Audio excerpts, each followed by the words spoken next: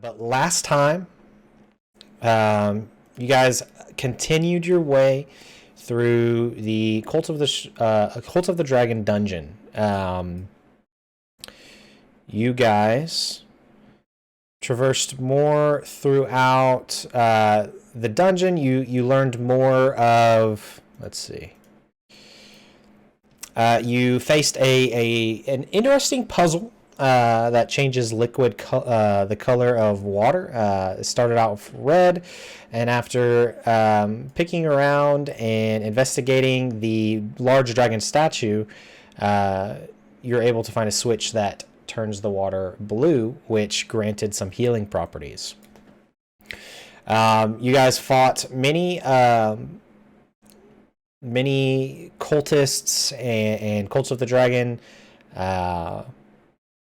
just people who lived in the barracks.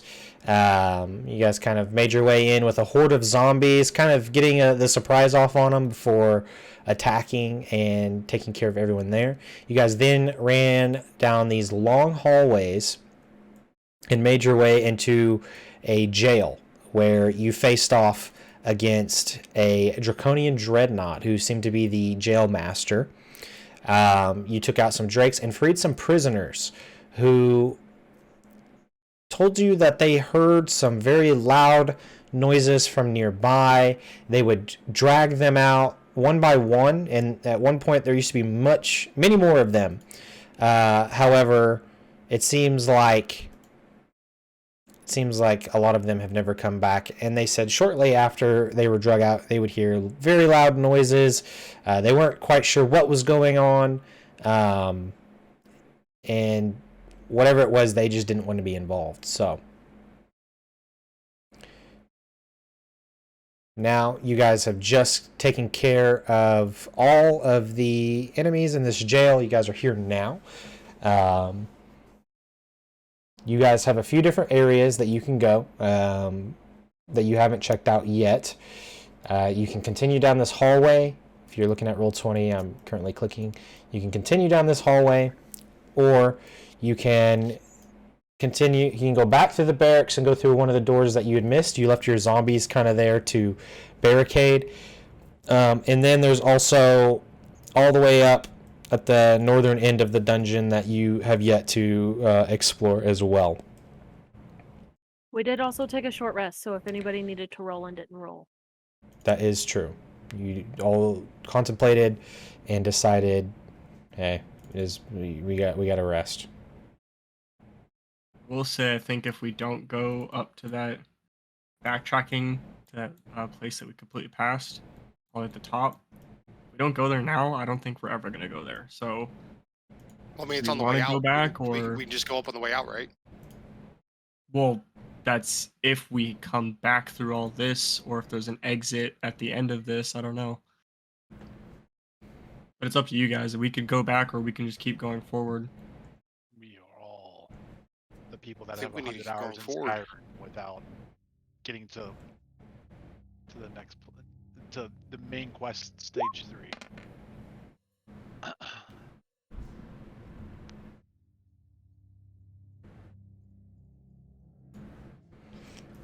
I think we should just keep going forward. Kind of see what's down here, because it seemed like it was getting worse and worse as we went down. So unless there's literally nothing right down in this area, then we could just quickly backtrack back up to the top.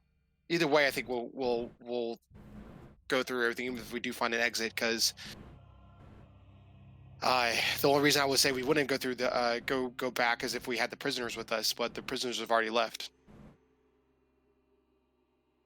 Yeah, you gave them a rough idea of how to get out, so we'll see if we cleared the way pretty thoroughly. We have God, we didn't hear a click or anything, did we?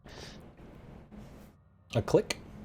Yeah, like somebody stepping on something that might be that has a piece of paper on it that we didn't tell them that there was a trap in the hallway when they left. Oh, you did leave. You did leave a I believe Leaf left an X kind of marked the spot. I think somebody told them to avoid that tile. Okay. I'm pretty sure somebody mentioned it. Because stepping on traps is bad for your health. regardless, Truth. our job task to us was to clear the cultists. So I think we have to go through every part anyways. Yeah. If we leave one alive, the king or the first knight or whatever his name is not going to be happy. Yeah, we don't really want to be labeled as fugitives twice. Yeah, he did tell us to exterminate anyone that got in our way. So. Including him. Well, you could try.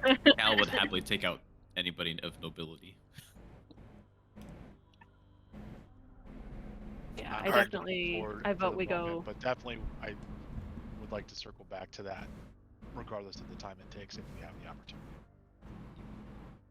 Does everyone feel rested? I think we still have time, but we are running short for traveling back. Let's make it easy. Let's go where.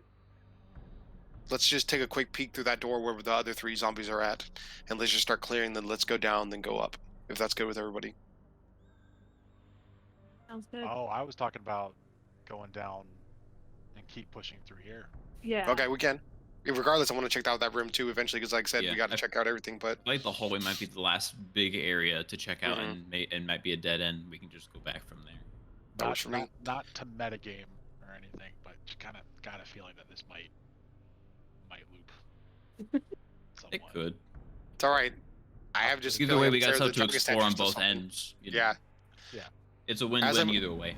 As I make my way back over here, I'll call my the 3 zombies up there to come down. Okay, so you're going back up to the middle. I'm just going right here to get back in range before we go down, and I'm gonna pull them with us. Okay. These 3 up here, or okay. Yeah, they're gonna take a while to make their way because there's no door here.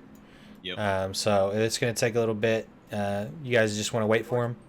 Surprise reinforcement. Yeah, we can just chill in the hallway. Okay. So you wait a few moments as they make their way around. Yeah, it says if it's any creature within 60 feet of me. It doesn't say I have to see them. It's a mental command. So I'd imagine I can send them a command to come.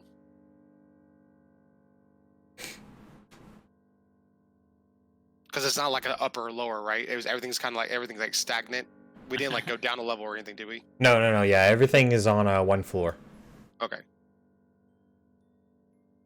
I can put it in chat so you can see if you need to. Okay. Yeah. They received your order and they made their way all the way around to the hall. I'll bring your character down. And then your other 2 that were alive are also going to follow you down. Mm-hmm. Okay. Alright, so you continue forward. Do you guys want them in front, or do you guys want them coming in as a rear guard? Leaf is going to be in the front no matter what. They either can take the blow or they can come in as reinforcements. We could have like a couple in the front and then a few in the back. I think letting Leaf go forward right now with her perception and her stealth might be good. Maybe Perception's not that great. I'm gonna laugh if this hallway right here connects all the way straight up to back up to the top. Because I'm looking. All right, so you get to this corner and you look around.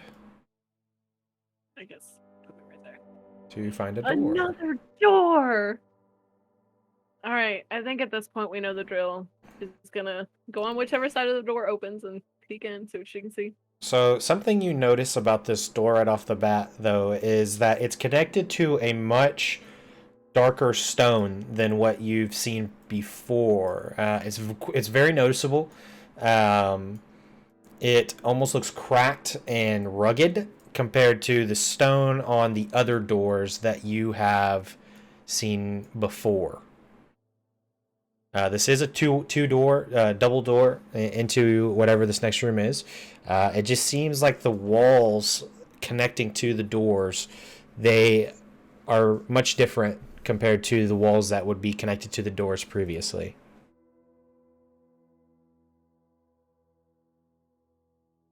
Is the door locked? As you reach out to test the door, you find that it is unlocked. And actually, at this point, make a perception check.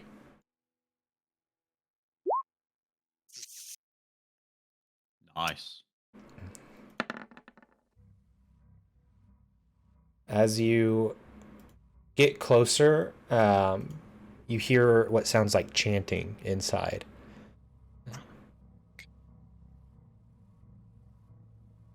Can I make out what they're saying, or is it just like muffled chanting? Do you understand Draconic?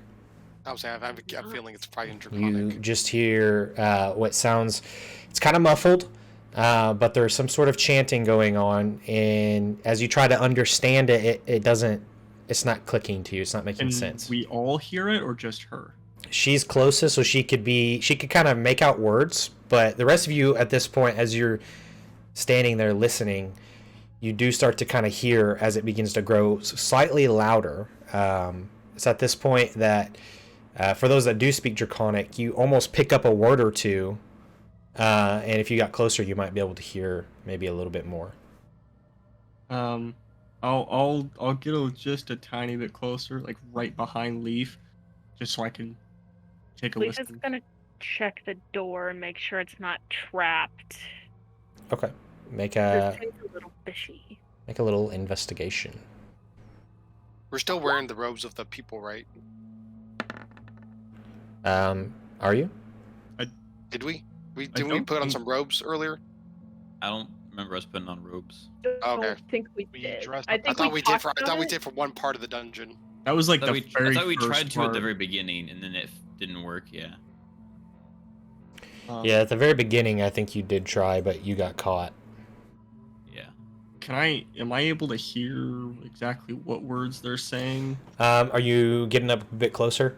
Yeah, I'm getting up right where Leaf is Sure. to see if I can hear anything. As you get closer, you begin to hear what sounds like a chanting, and as you take a moment to listen, you hear what sounds like several voices. Almost at this point, as you get closer, the ground almost starts to shake a little bit. All of you can kind of feel this. Honestly, at that point, when I start feeling the ground shake, I'm not even paying attention to what they're saying at that point. I'm looking at everybody else like, I don't think shaky ground is a good thing. I think we need to get in there before something happens. You, for the rest of you, can start to hear the voices grow. Are we just bursting in? They'll just The door slowly trapped? open in. Let's just slowly open. Not in, trapped. Let's see. Okay, yeah, Leaf's gonna open the door. Like, a little Knives bit. out. Not like a bunch, Let's but like at least get let's at least little get an eye out real quick. ready to go. Okay. You peek Don't in. rush in yet. Leaf, you're peeking in? Yes. Okay. As you peek in, the chanting, the sound of the chanting echoes throughout the door, past you all. They seem to be chanting different versions of the word dragon in an ancient draconic language. And as you peer in, you're able to see pretty much down this barrier here. You see what looks like a prisoner laying on the ground, arms and legs stretched out. There's this ritual marker that seems to be marked on the ground. You Does see. it look... Go ahead. Sorry. I was going to say, you do see what looks like a few different cultists as you angle yourself a little bit more, trying to see and get a visual of what's going on in here. This room looks quite large. And as you're watching, they begin to grow louder to the point where they stop and it goes quiet for just a moment as you all are peeking in. And as it goes quiet,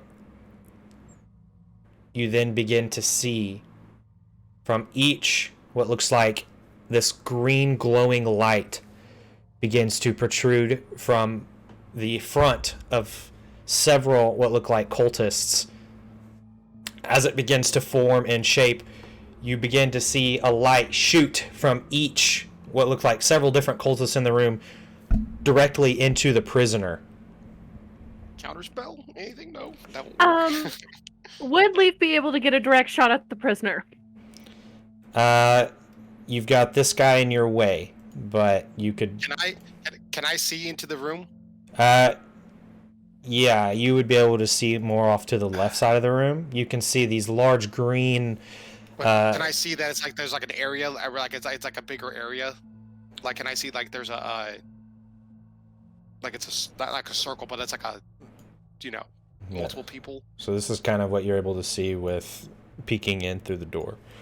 I'm just gonna try to open the door more so I can like try to see enough. And if we're, just let me know if we're kicking things off, everybody. So Leaf is gonna like slide into the door and try to get a shot into the prisoner's heart. Okay. So I was just say, am I able to, in that moment, as she does that, can I run up to that point right there? yeah. If you want to like run in, you certainly can. I was gonna run in, and as soon as I get up to here, I want to use my breath weapon. Before you do that, I'm gonna grab your shoulder. Wait. And I'm just gonna how many? This all depends on it. Sorry, I'm trying to check my ring. As you guys are hearing and listening, you hear this crackling green energy. I can't do what go ahead. I can't do what I want to do. You watch as the prisoner begins to float up in the air. Yep, You're walking in? I'm breath weapon all the way. Okay.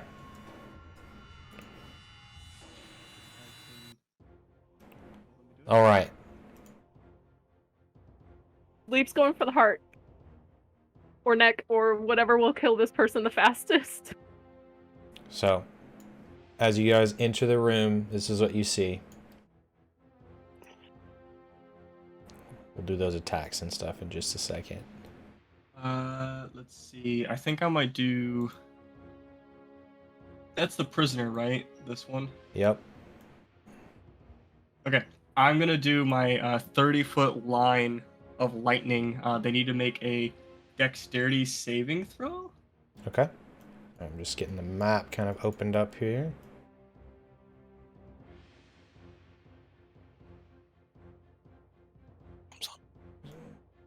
Okay.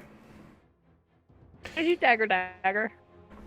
All right, so you burst in. You see this prisoner who is now being lifted up off the ground. Frederick, you immediately run in and cast your lightning breath weapon. Go ahead and roll damage. She is considered like she can't dodge it. And Leaf, you can go ahead and roll just normal damage. So 7 lightning damage. All right. The rest of you can roll initiative. Am I doing both daggers or just one? It's up to you. Okay. We're doing both. And then don't forget to click your thingy. Yep, click your token. It wouldn't let me click my token. I don't know why. Okay, no worries. I got a 21. 21. Okay. So, as you guys enter, there's immediately a streak of lightning that bolts up off the ground and lifts up into the air, striking what looks like the individual that this ritual was happening on.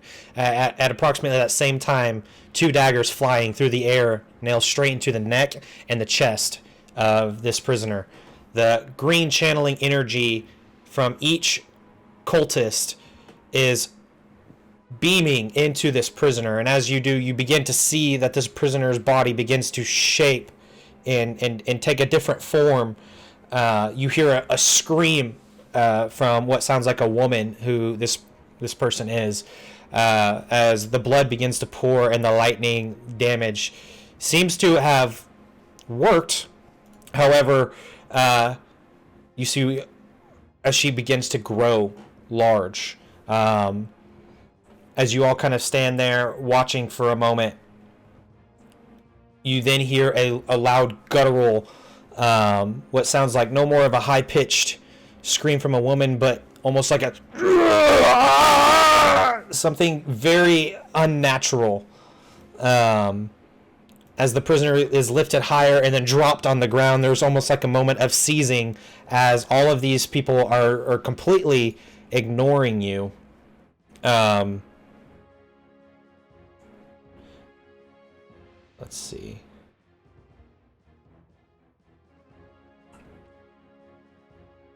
How much damage was that breath weapon, Glitchy? 7? Yes, I think it said 7. Oh, sorry. 7 muted points of today. lightning. I forgot I was muted. You're all good. It's good.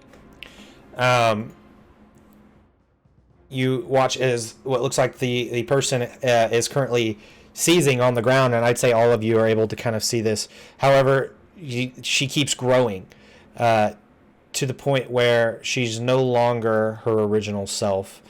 You watch as even there's chatter among the cultists as they are kind of looking back and forth at you.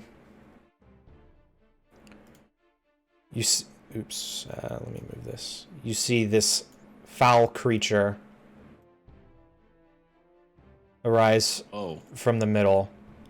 Cool. What looks like one long arm begins to grow into a very dragon-like shape with this very long claws, but the rest of the body seems to partially maintain what it looked like before, but just grew. The face itself almost looks like it was halfway growing outward as it gets up on all of its feet and just roars in your direction. You can see there's almost a look of fear even among the cultists as this doesn't look like this was how maybe this was supposed to go. I'm going to get all of their turns in. A lot of people. I also need to get their dills too.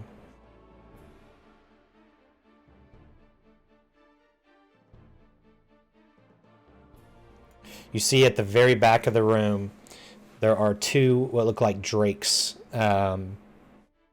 guarding what looks like two other individuals at the very back.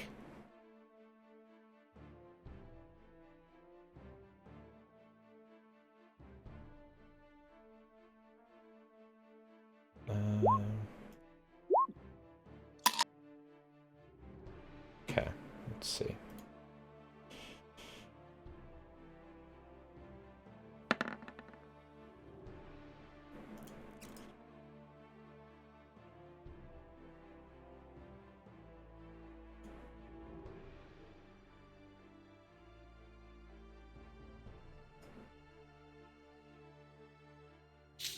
You can see the lightning seems to have left an effect on this body, but you're not sure how much damage it really did with its new effect or its new transformation. It can now use lightning.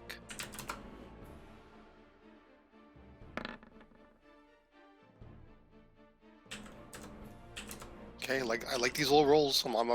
This is nice.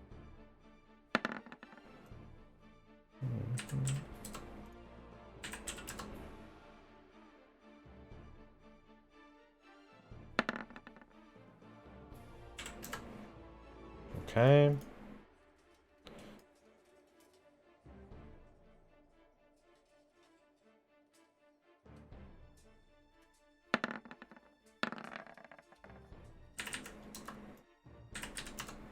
Sorry, it's taking just a little bit to get all these guys in here.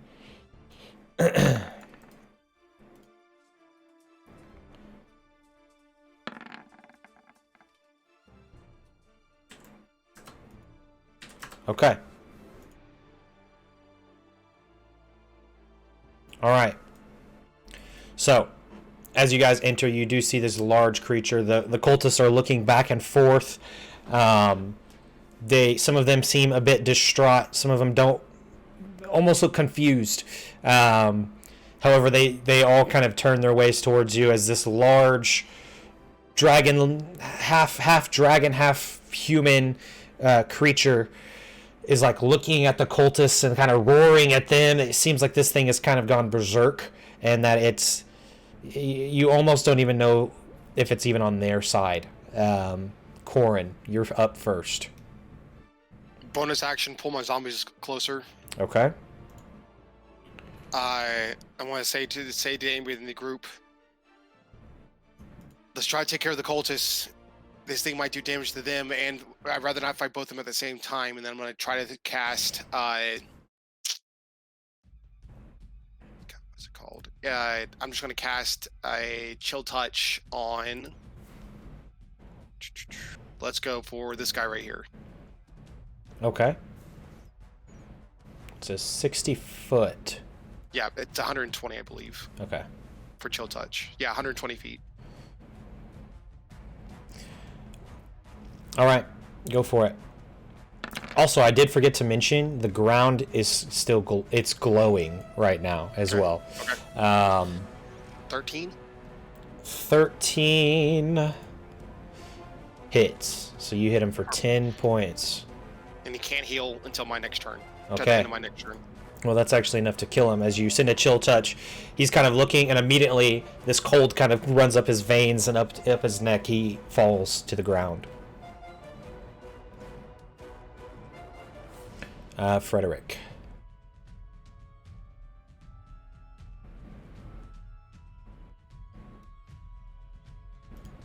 Okay, I guess I'm going to run up to this guy in front of me and just smack him. Okay. You run up, you watch as all the cultists are watching you. You run up with a quarterstaff, just hitting him, clocking him right across the jaw. Okay. So 12's the number that we need for these guys. Yeah, 9 points of bludgeoning. Is he still up? You effectively kill him. He drops to the floor. Then with what was that? That was 5. I'm gonna move over to this guy. Okay. This is your time now. I'm going to use my second attack. Shit.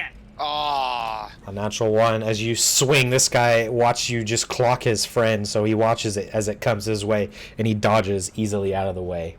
And then I'm going to use my bonus action to do an unarmed strike. Okay. Oh yeah. Okay, that's a dirty 20 for 6 points of bludgeoning damage. As your weapon comes over, you decide to just leave it on the ground for a second as you come back up and give him a punch right across the face, leaving hearing some cracking noises as you look at him. He's already starting to have a welt and bruising happen as he kind of spits out blood as he looks at you. Nice. That's all I got right now. Leaf. Okay. Well, I think Frederick and Leaf are friends on a much deeper level than I thought, because I was literally thinking he gets the left, I get the right. Clearly that happened. So I'm going to go after this guy, and I'm going to try to stab him a couple of times. All right. Unfortunately, you do miss. However, that one hits. You hit this guy here? Yes. Yeah, you watch as you fly your dagger, missing the first time just by a little bit. You readjust, throw again, and you get him right in the stomach. And she's going to run over in the corner. A quick question is, are you the assassin rogue? The assassin rogue? I forget what their subclass is called, but you I think no, I'm not. Okay. I'm not. Okay. Okay, never mind. Okay, the one I'm thinking of won't happen here. Okay.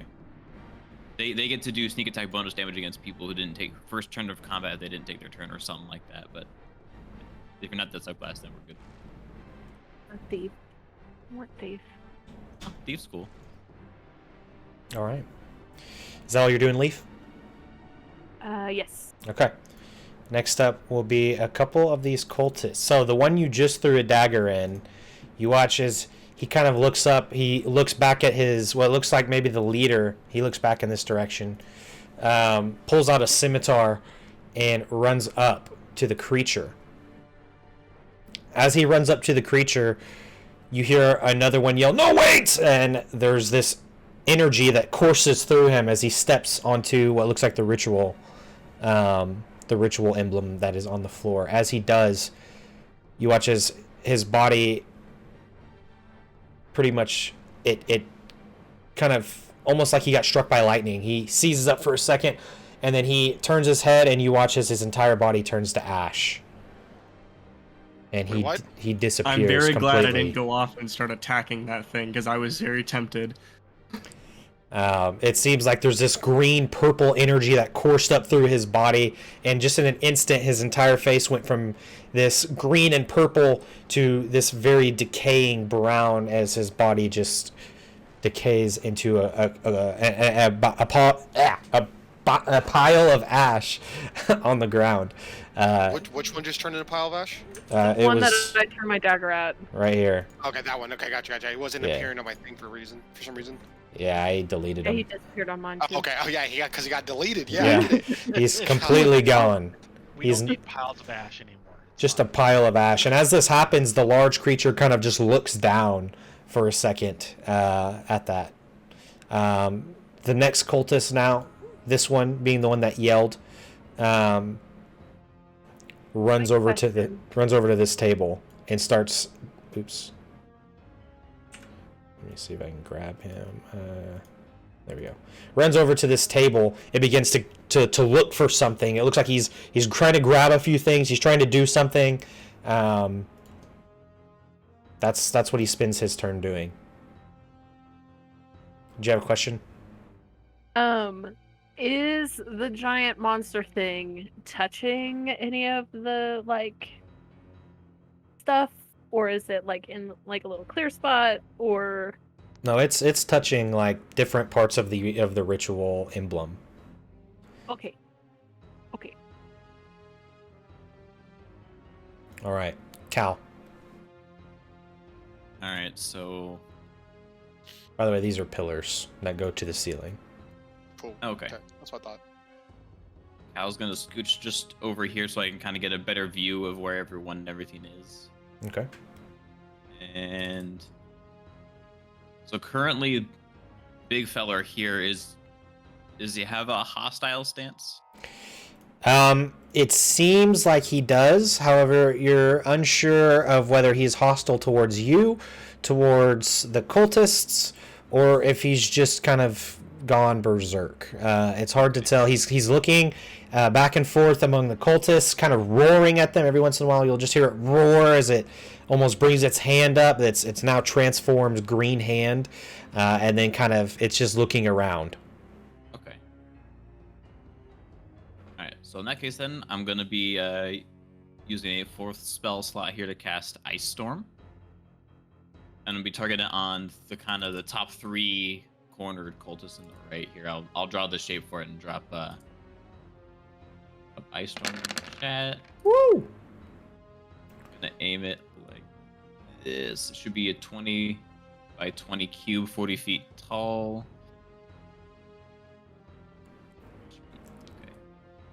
Okay.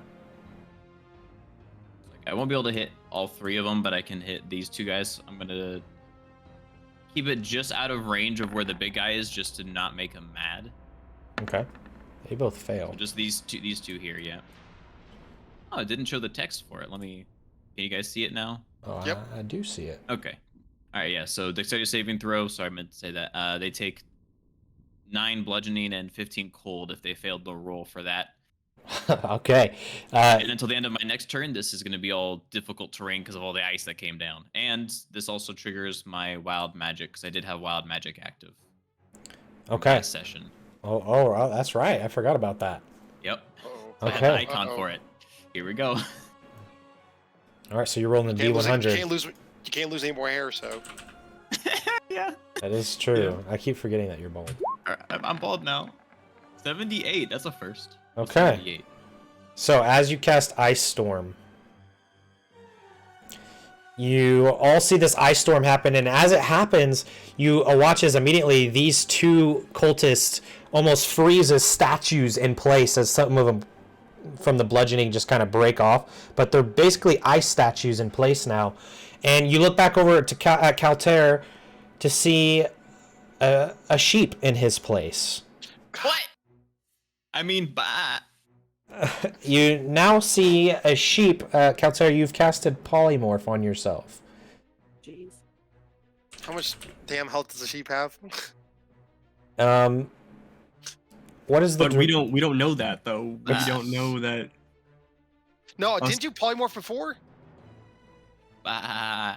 Oh, I thought you. I swear, I thought. I don't know why I thought you polymorphed into something before. What is the duration of Ice Storm? Instantaneous. Okay.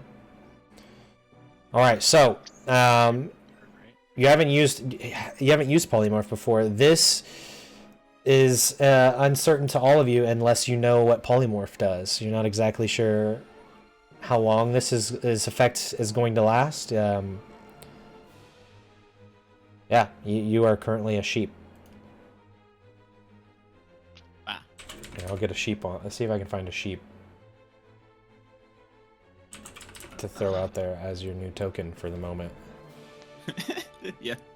That I think that'll pretty much end my turn, I'm thinking. Nice. That is a chunky looking sheep. Good look. That's just what I found. I could use some wool for clothes. At least he'll be warm. Okay. At least he'll be warm. Oh my. Yeah. All right. Well, that's interesting. Is he like a freshly sheared? Oh, sheep hold on. Because he's bald. Yeah, is he bald sheep? Actually, you need to make a saving throw. This gets worse. What? Sorry, you need to make a wisdom saving throw. Come on. Cal. Okay. Against your own spell saves, DC. Gotcha. I have a +2. That'd be Okay. a 7. So yeah, you polymorph into a sheep. That was actually you supposed to be defending against yourself. So you polymorph into a sheep. You guys see this sheep in Cal's place. You can only guess that his wild magic has taken over again. The guys that were in the ice storm, they're dead. Yes, they are frozen solid. Like little statues. That'll be Cal's turn. So now it is what seemed to be the drakes in the back of the room. You saw these earlier. They take their turn, or this one takes his turn getting closer there. This cultist is dead.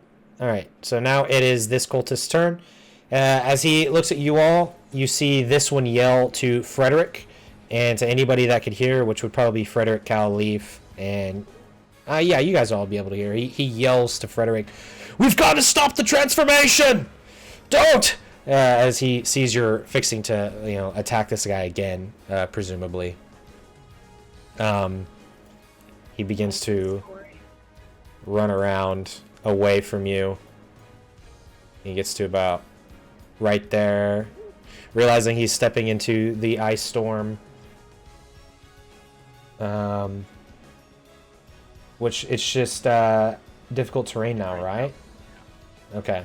Yep, it is difficult terrain. Yeah, so he's going to get to right there, and that'll be his turn. Next up is this other guard drake. It is going to move in like this, and both of them are blocking these two, and they're going to stay there. And it's now going to be the large creature in the middle.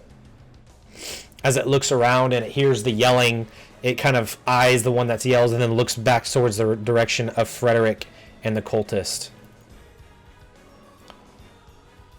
As it steps forward, it steps this way. And as it does, there's almost like this energy that courses through its body. It falls down on one knee for a second. You see as the other arm grows a large green color as it seems to be shifting into a different color, and the size of it begins to grow very rapidly.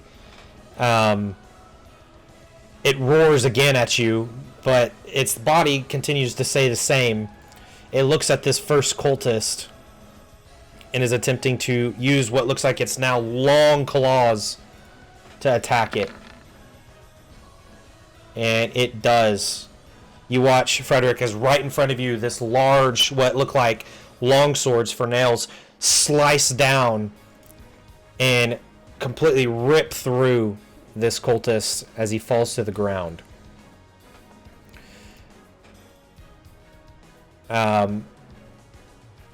It takes a moment to just look around, and then it kind of moves back into the middle of this ritual and ends its turn. Wait. It was within 5 feet of me, correct? Yeah, it was right there. Opportunity attack. If you want to take it. Yeah. Okay. I'm trying to dash. I'll die. Yeah, I'll just do a quarterstaff. Ow. That's a 19 to hit. 19 does hit. So you 12 do bludgeoning damage. 12 bludgeoning as it began to walk away. Lunges out, slashes through the guy, and I just take my staff and smack it on the hand like, no, mine. So you hear as it roars as you deal like a nice cut against it. It kind of focuses its gaze on you, but then you watch as the energy in the middle of the floor begins to course through its body again. It looks like that other arm is growing. Okay, next up. These cultists are dead. Okay, it's this guy in the back. You watch as he's kind of examining what's going on. And he is going to shout out across the room. You would do best to leave us alone, or we'll all die here. As he stays in his position. Ran, it's your turn. I am going to, excuse me, sorry, move. Sorry, I'm going to move my full movement. Okay.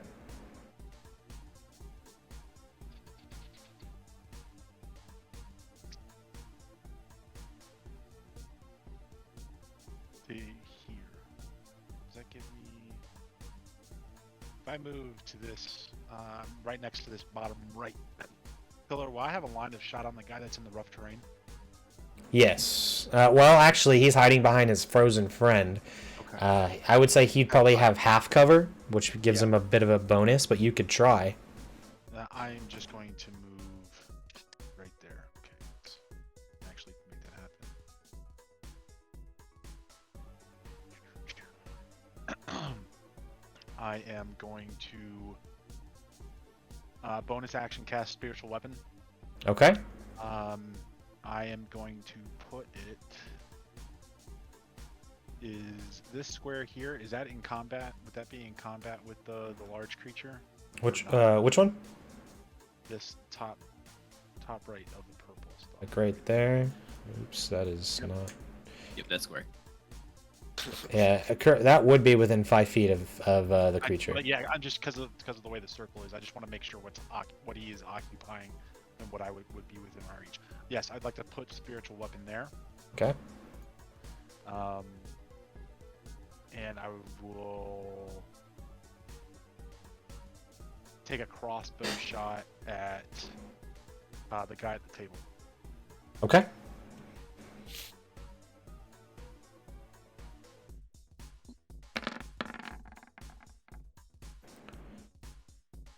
Yes. So 13. Sorry, that's a. Oh, you're good. Yeah, 13 does hit. So 3 piercing. I am going to pump a Divine Strike into that. Oh, okay. So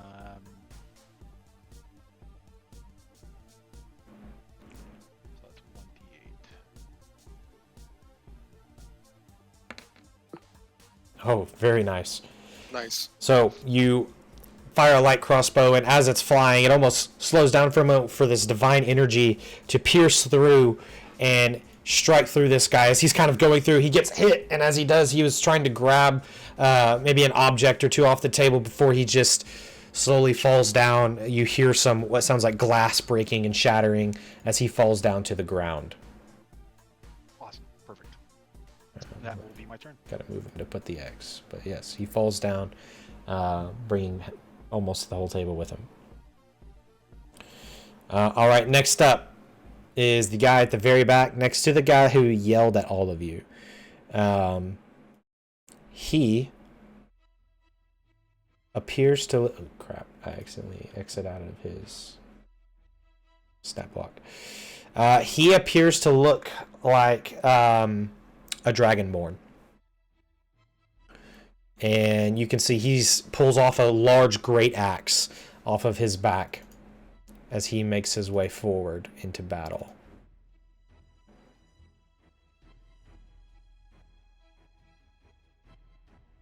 He's going to go right there. He is going to try and stay out of this zone here. And that is as far... Let me double check. Yeah, that's as far as he goes. This cultist is dead. This one is dead. Okay, back at the top of the round, we are now with Corn. Around where the points are in the ritual, is it just stuff in the ground? Are there objects right there, or it seems to be some sort of well, make an Arcana check. Okay. Also, being a wizard with I gotta look at my stats. With 20 intelligence, would I be able to tell that Cal was polymorphed? Yeah. Okay. Arcana. You can tell that that's probably something that isn't normal, and 17. Nobody else in this room seems to be capable of doing that as of now.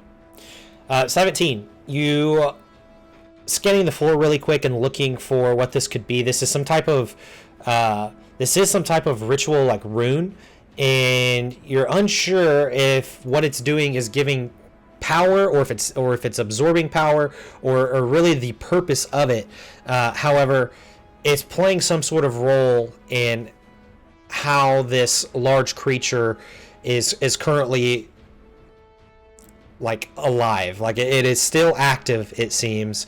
And it seems like it could be dangerous to touch just by watching the guy go to ash. So the guy just touched the line and died. He didn't touch the creature. Right. No, he touched the line. Okay. One of the inscriptions, essentially. And it's just inscriptions on the floor. That's it. Right. Yes. It's basically this diagram that has been printed onto the floor, and it's almost like very faintly glowing, glowing this greenish purplish color. And looking closely at the creature in the middle, this creature itself is almost glowing, kind of this color, and it's like pulsing, just very, very faintly. And as you continue to watch throughout this battle, that creature itself is growing. It's almost like its transformation did not complete, but that it's trying to. But the transformation is still going. It seems like it. Okay. I wanted to try to see if I can attack the runes, but none of my spells, I don't think... It says creature in the description, so I don't think I can use them to attack the floor. Yeah. Let me just... bonus action zombies. Keep sending them in as far as I can. Yep. And then I am just going to go ahead and we will go for start things off and hit the guy who just walked up with the great axe. Okay. What are you trying to hit him with? I'm going to hit him just again with a nice, easy chill touch. Okay. He's got the touch. Natural I one. should not have said that. Natural one. As you send it towards him, he swipes through it with his great axe, and it just dissipates. Damn, my fucking skeleton. He just breaks that little skeleton hand that appears out of nowhere, just like shatters. Alright, cool. That's my turn. All right, Frederick. All right. So I can't. So pretty much from what I've seen, I can't get close to the large creature without being vaporized. So That's kind of what it looked like. However, you're not entirely certain if you're not entirely certain what you saw. Are we attacking the Dragonborn? Like, at this point, Frederick is very confused. He's heard from one dude, from one of the cultists, not to hurt them and kill the thing or stop the transformation. Then I saw you guys are still attacking the cultists, so I'm like, I don't know what to do at this point. I think You could talk to him.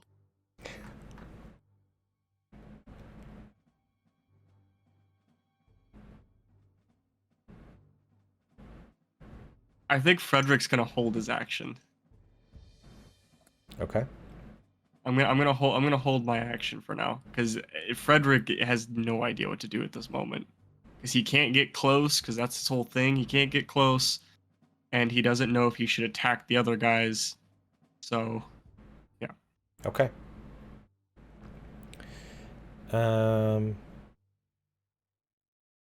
Sorry, I was looking at the sheep and making sure that I'm just reading through it. Yeah. It looks like I'll be stuck on the sheep for 1 hour. Yeah. Matt. Okay. So Frederick's holding his action. Leaf. So, Leaf is going to start like slowly walking towards. She's gonna end up here, but she's gonna start slowly walking towards the beast, and like pointing a dagger at it, and just, are you still in there? I don't want to hurt you. Are you still in there? You point your dagger at it, and as you do this, it's like looking at you, and it's showing its teeth and its claws. You watch as the other arm begins to turn more into what its other arm looks like now. It's large green. The claws on its fingernails begin to grow as it just looks at you, and you hear another just giant roar as it looks at you.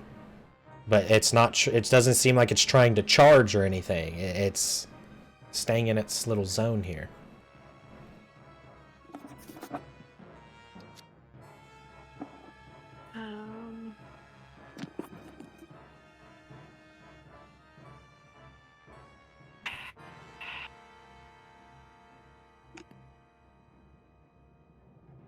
Okay.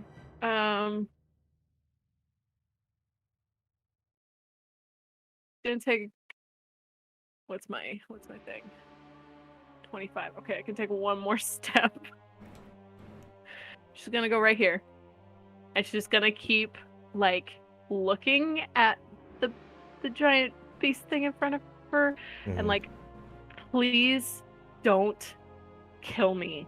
And she's gonna throw her dagger at the Dragonborn. Okay. A 20. That does hit. So you deal 7 points of damage, and that one does miss. You watch as he's kind of walking forward. He doesn't see the first one as it hits him, and gets him kind of in the shoulder. As another one's coming, he brings his great axe over to just parry it as it clangs against the floor. He goes to pull the dagger out as it vanishes away from him.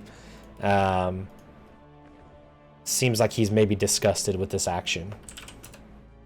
And she's just gonna like keep like saying to the human that's no longer human, please don't make me regret this. Please still be in there. Please don't make me regret this.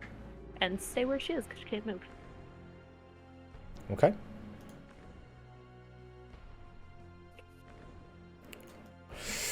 Okay, next up, it is Dead Cultist. So now it is Cal's turn, which you are sheep, so you can move if you'd like. Yeah, I was actually gonna roll to see which way I go here. Okay.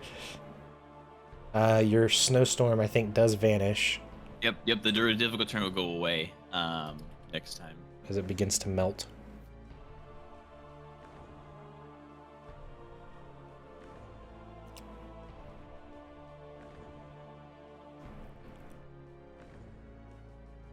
Do me a favor, Corin, odd or even. Oh no. Even.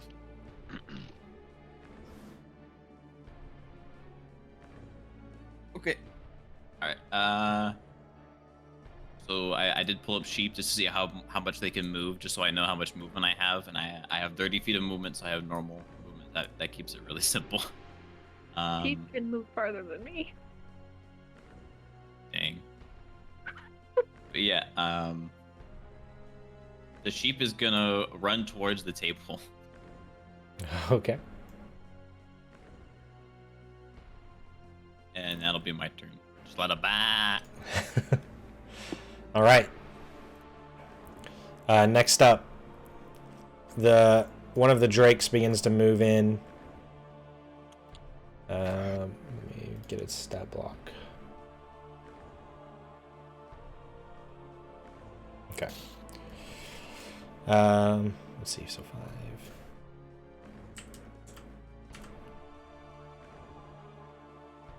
And then comes back to there. Next up, it is this cultist here who is running across to get to this table, it seems. Hold on.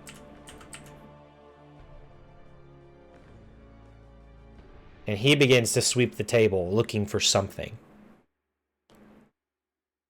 It is now this guard drake. It is going to maintain its position there. And now it's going to be the large creature once again. This time, as it's looking amongst, it's looking at Leaf and then looks forward towards you, Ran. As it does, it almost falls forward for a second as 2 large wings burst from its back. And you hear just another roar. As it roars amongst all of you, these large wings envelop as they kind of come to a calm. And as it does, it looks back up. You see its eyes have shifted color a little bit to more of a green look. I need Ran to make a dexterity saving throw. Let's see. Sound good, guys. And I need the first 2 zombies to make a dexterity saving throw. Oh, Okay. the lion in front of him. Let me look at their stat block real quick. That's my bad. I thought I had it up already. They get a -2. Okay. You want me to roll for them? No, I'm rolling for them. Okay, You said cool. the first 2, so here's the Yes, first one. this front 2. Alright, first one is 10, Okay. and the second one is 7. So Okay. I'm sure they both failed. Okay, so both fail and Rand succeeds. You watch as this thing retches for a moment, as then it almost basically like pukes an acid retch amongst you all. The zombies are going to take 17 points of damage. Rand, you're going to take half of that. So I have no clue what health they're at, so 8 points of damage. I have their we can just say health. they're dead. I will say. Yeah, I have their. Oops. So Rand, you'll take 8 points of damage. Okay. And it's acid. You feel as like some of your skin that gets touched by this begins to melt. The one on the right, the zombie on the right, is going to fall to 0, so it's going to make it. It's a little thing. Constitution. So it's gotta make a 22, right? Because it's DC 5 plus the damage taken, so 5 plus 17. Yeah.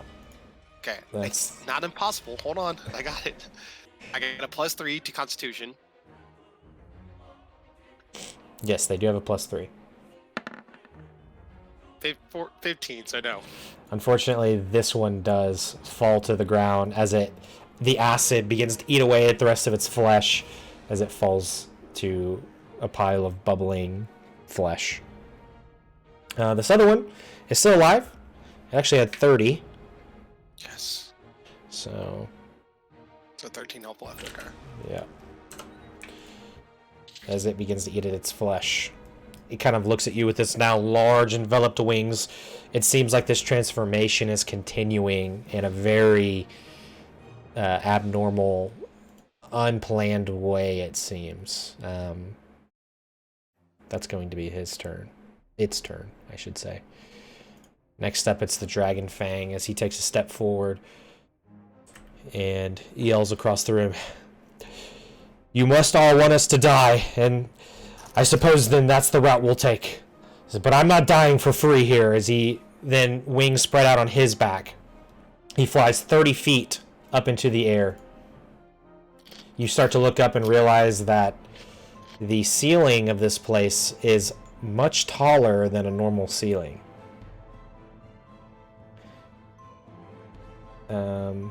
Let's just do that. He's now flying 30 feet high in the air. And that's going to be his turn. Ran.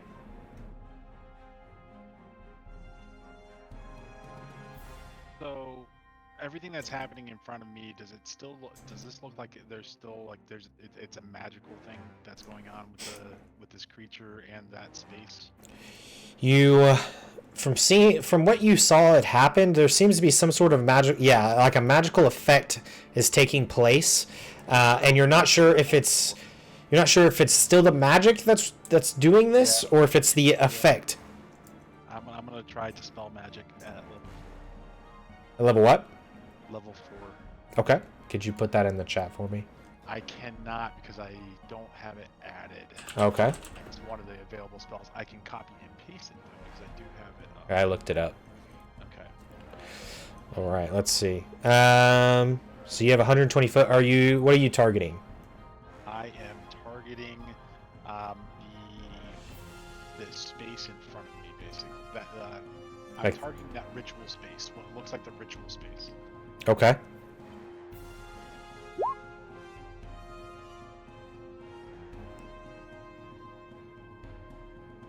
Okay. All right, so it is going to choose one, any spell.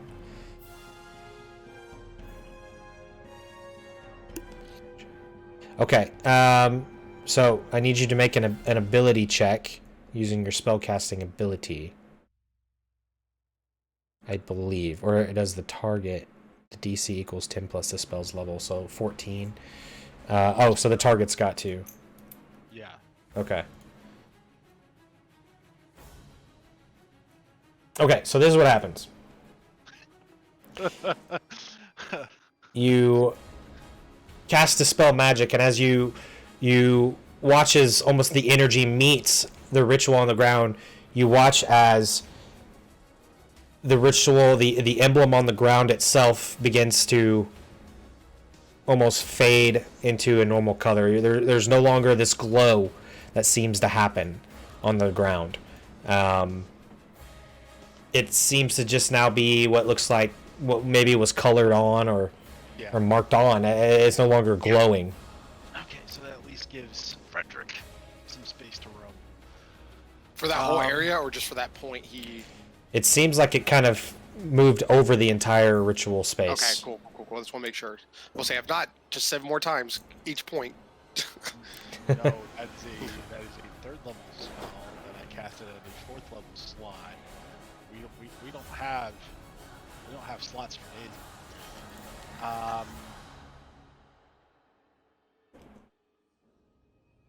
Okay. I'm gonna swing away with spiritual weapon on this thing. Okay. Go ahead and make an attack with it. That's a no.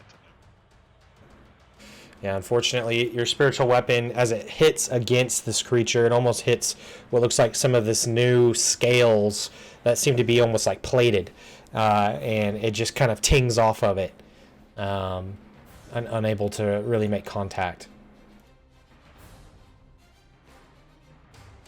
That is my... Well, no, I have movement. Let me... Oh, damn. Shit.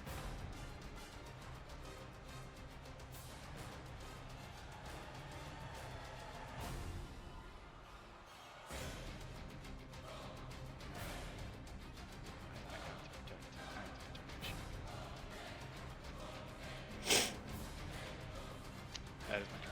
Okay. Next up, It is. Oh, yep. Say before my my turn goes to waste. Yep. Can I go ahead and use my action? Sure. Yep.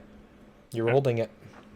At that point, hesitantly, but not quite, I'm just gonna run up in front of this thing, Okay. and I'm gonna use. I'm gonna just smack as much as I can. Okay. Go for it. You run up, and almost scaredly, you run up, and you are trying to avoid some of the purple and green. However, you find yourself stepping into it, and nothing seems to happen to you. You feel perfectly fine. Awesome. I'm not dead. All in that very same moment, you are attacking. Yes. 20 hits for 11 bludgeoning. First, here's second. 24 to hit for 13 bludgeoning. That also hits. And then...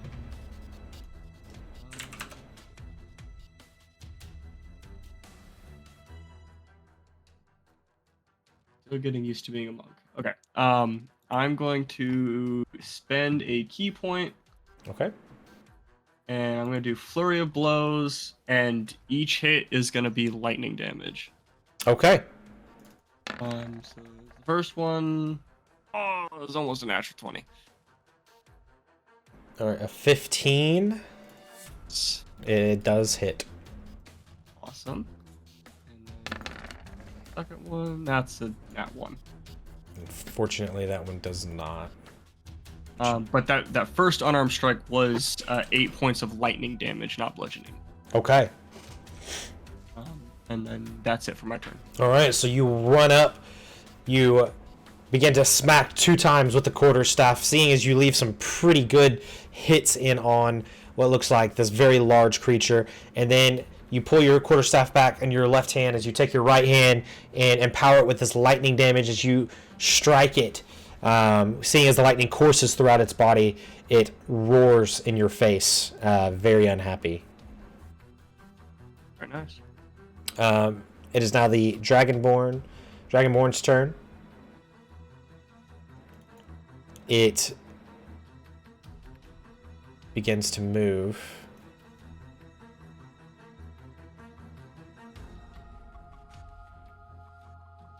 It moves down to here. As it does, it takes its great axe and swings against the large creature.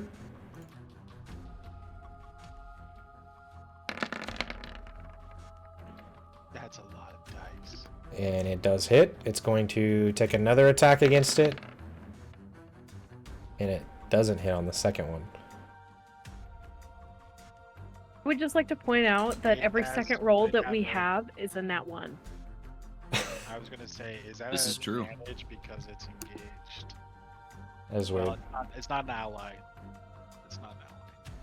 We're not allies. But I think the thing is enemy of your enemy. Yeah. That So is- it doesn't have to be your ally, as long as it's aggroed towards something, then it counts. That is true. You watch as he swings his great axe in, impaling it, watching a deep cut happen as he rips it back out. He goes in again, but this time its arm shields itself, unable to connect.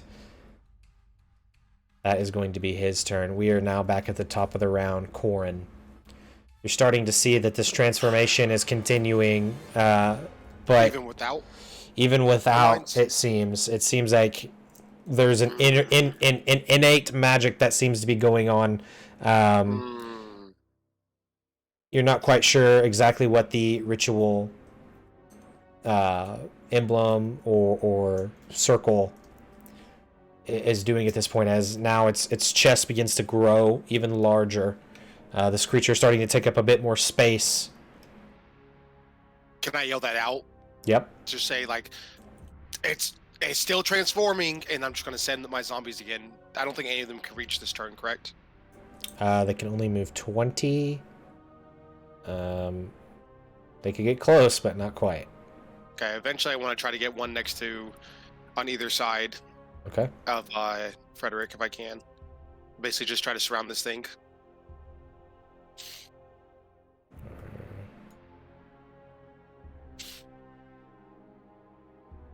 Do that.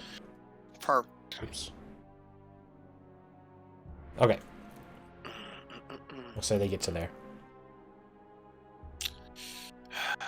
And then I'm gonna move. Let's see, 15. Okay. All right. Let's.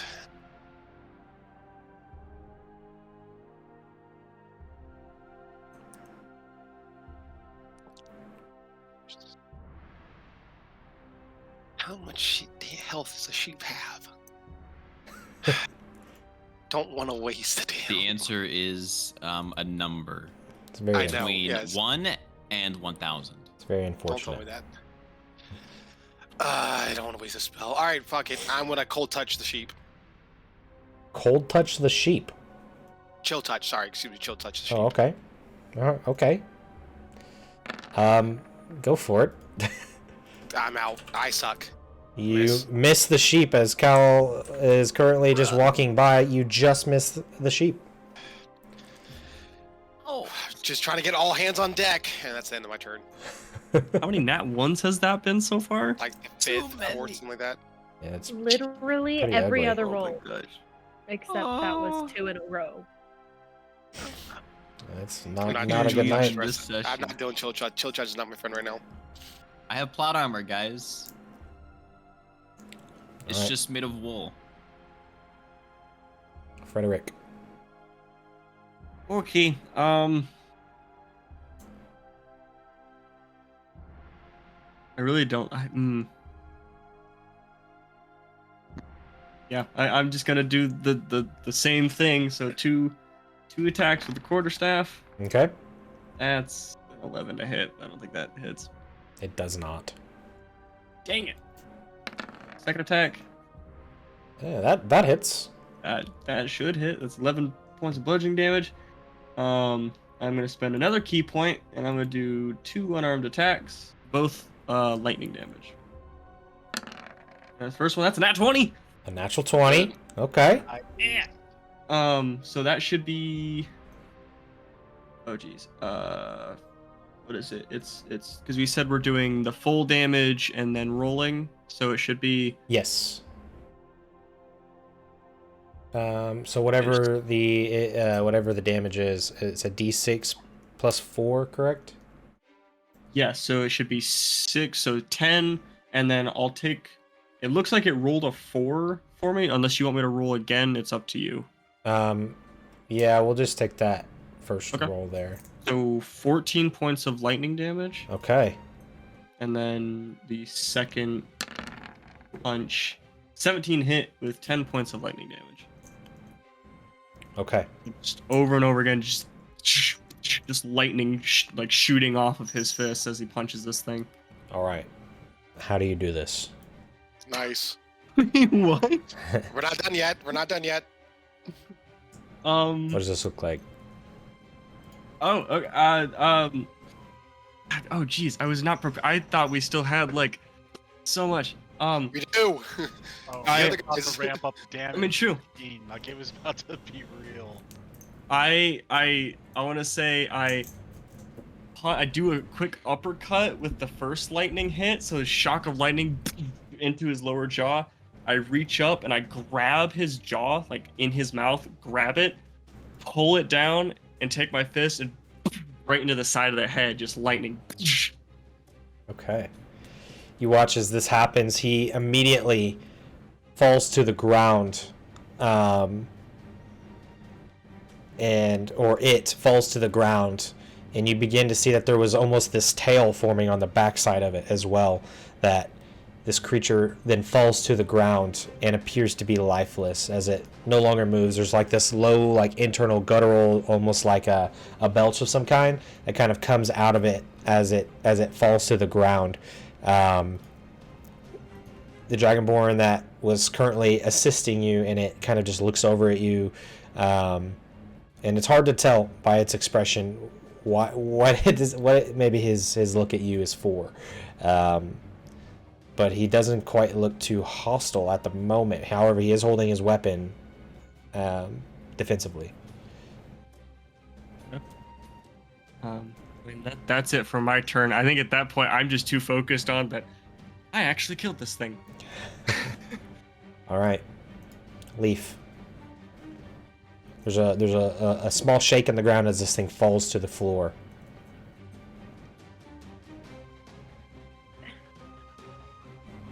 What do I want to do?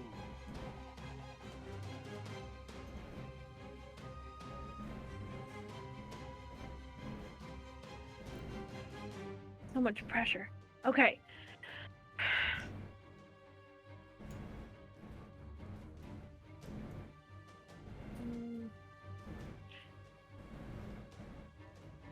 Yeah, she's gonna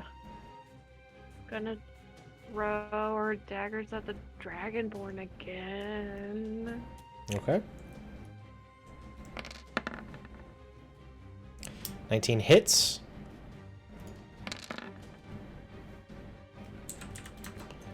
And a 20 does hit.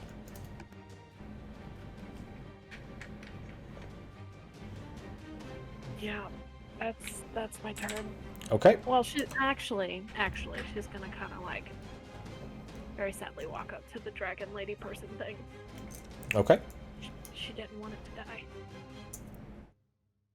die. Is there anything else? That's it. Okay. Cal? Sheep Cal? Yeah, I am. You feel a little bit of roll again. a cool air fly behind you. Mm-hmm. Yep. This time the sheep's gonna move the other way for the door. Can sheep double move? Why not? I'm sure they could run. You take an action to Basically dash. take action to run. Yep, Yeah. exactly. Try to have this right. So 60 should be. Oh God, you're leaving? Yeah, he's running out here, man. He sees all the crazy fighting and stuff, and I'm a sheep. I'm out. Ah. Oh God. And that'll Wait, be how Sheep Cal's fucking turn. far did you just go? Attack He ran out the opportunity. door. He's gone. Usain Bolt. He's full double dash. Usain Bolt's got competition now. Usain Bolt. That's my turn. Okay. Next up is this guard drake here. Seeing as this large creature comes down, it makes its way around over to Ran. And it is going to attack you, Ran.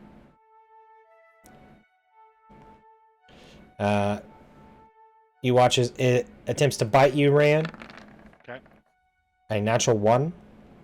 Yeah, that doesn't hit. And Leaf, you see its tail comes in your direction. 18 to hit. That does, but can I use my reaction for, I believe, yeah, uncanny dodge. Okay. So you take 3 points of damage instead of 6. Whoop, whoop. That'll be his turn. You watch as the cultist at this table seems to have found something in some type of syringe as he runs over. He almost hesitantly steps on the ritual as he takes a syringe and jams it into the large creature and pushes down some type of liquid into the creature. And that's what he spends his action doing. You see this happen right in front of you, Leaf. Leave, like, can she just yell at him and say she's already dead? He kind of looks up at you. You don't understand. This has happened before. As he is syringing this beast. That's his turn.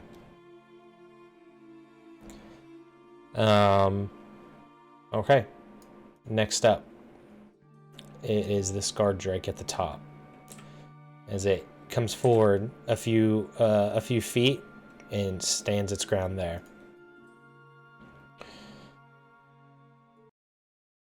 It would be the large dragon creature's turn at this point, as it seems like the syringe that was now implanted within this creature,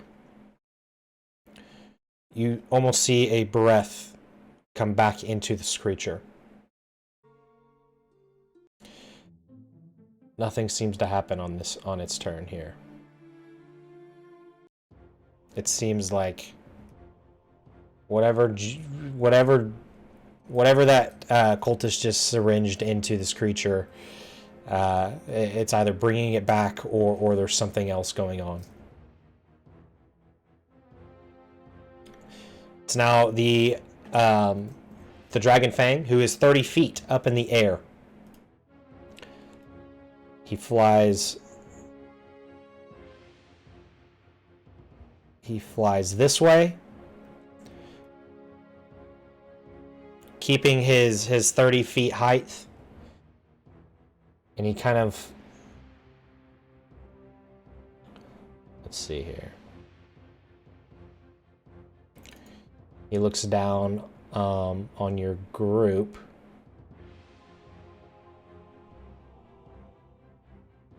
Stat blocks. Okay.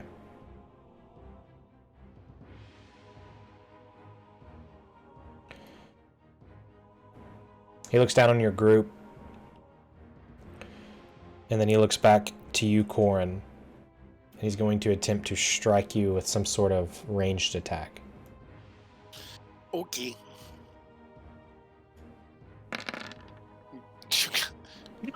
I'm glad that was a natural one. Natural one. You watch as this dragon's breath, rather than large and wide, it's almost like a beam. You see this breath attack fly right at you. However, it's just above you, striking the wall. And he misses. That's going to be his turn. It's Rand's turn now.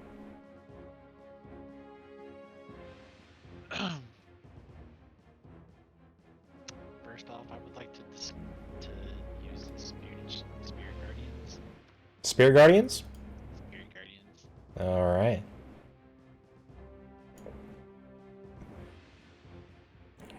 That's where I would like to start. Okay, it's 15 feet. 15 feet. So pretty much. Yep, that's exactly what I wanted. Then I would like to attack the gentleman that just injected the monstrosity. Okay. With my spiritual weapon. Okay, go for it. Can you also drop spiritual weapon in the chat when you get a chance? Yeah. 23. Isn't that what the blue box is? Yeah, it's this one. Box, yeah, the blue box is Or sorry, Spirit Guardians. Can you drop Spirit Guardians in the chat? Yeah. Oh, you can do that now. You take your spiritual weapon and knock this guy right up against the head. As he seemed to have just finished with the syringe, he immediately goes cold and quiet on the ground. And Rand will just yell out, "What have you done here?" And that would be my turn. Okay. Staying engaged with this guy and trying to shield leaf. Okay. The Dragonborn, responding to your yell, looks at you and he says, "You'll see shortly." And he begins to run this way and kind of getting behind this pillar.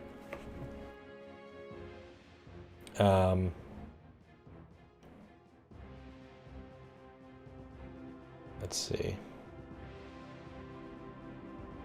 It's trying to hide. I don't like the look of this.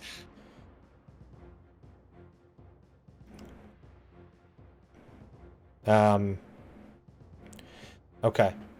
And as he does, he's going to peek around this corner. And I am going to need Frederick. Oh, wait, hold on. Yeah, I need Frederick and 3 of the zombies to make a wisdom saving throw. They're so smart. So, These heckin' cultists. here, And actually, let me. Oh, that was not a saving throw, but it might be the same thing though. Yeah. Yeah, no, it'd be the same thing. This one, this one, and this one all need to make saving throws. Okay. So we got a 6 fail, I'm sure, 5 fail. Yeah, they all failed. Okay. You watch as he turns around the corner, and he does a roar of his own. However, as he does, a necrotic breath in the shadowy fire approaches and swarms all of them. 41.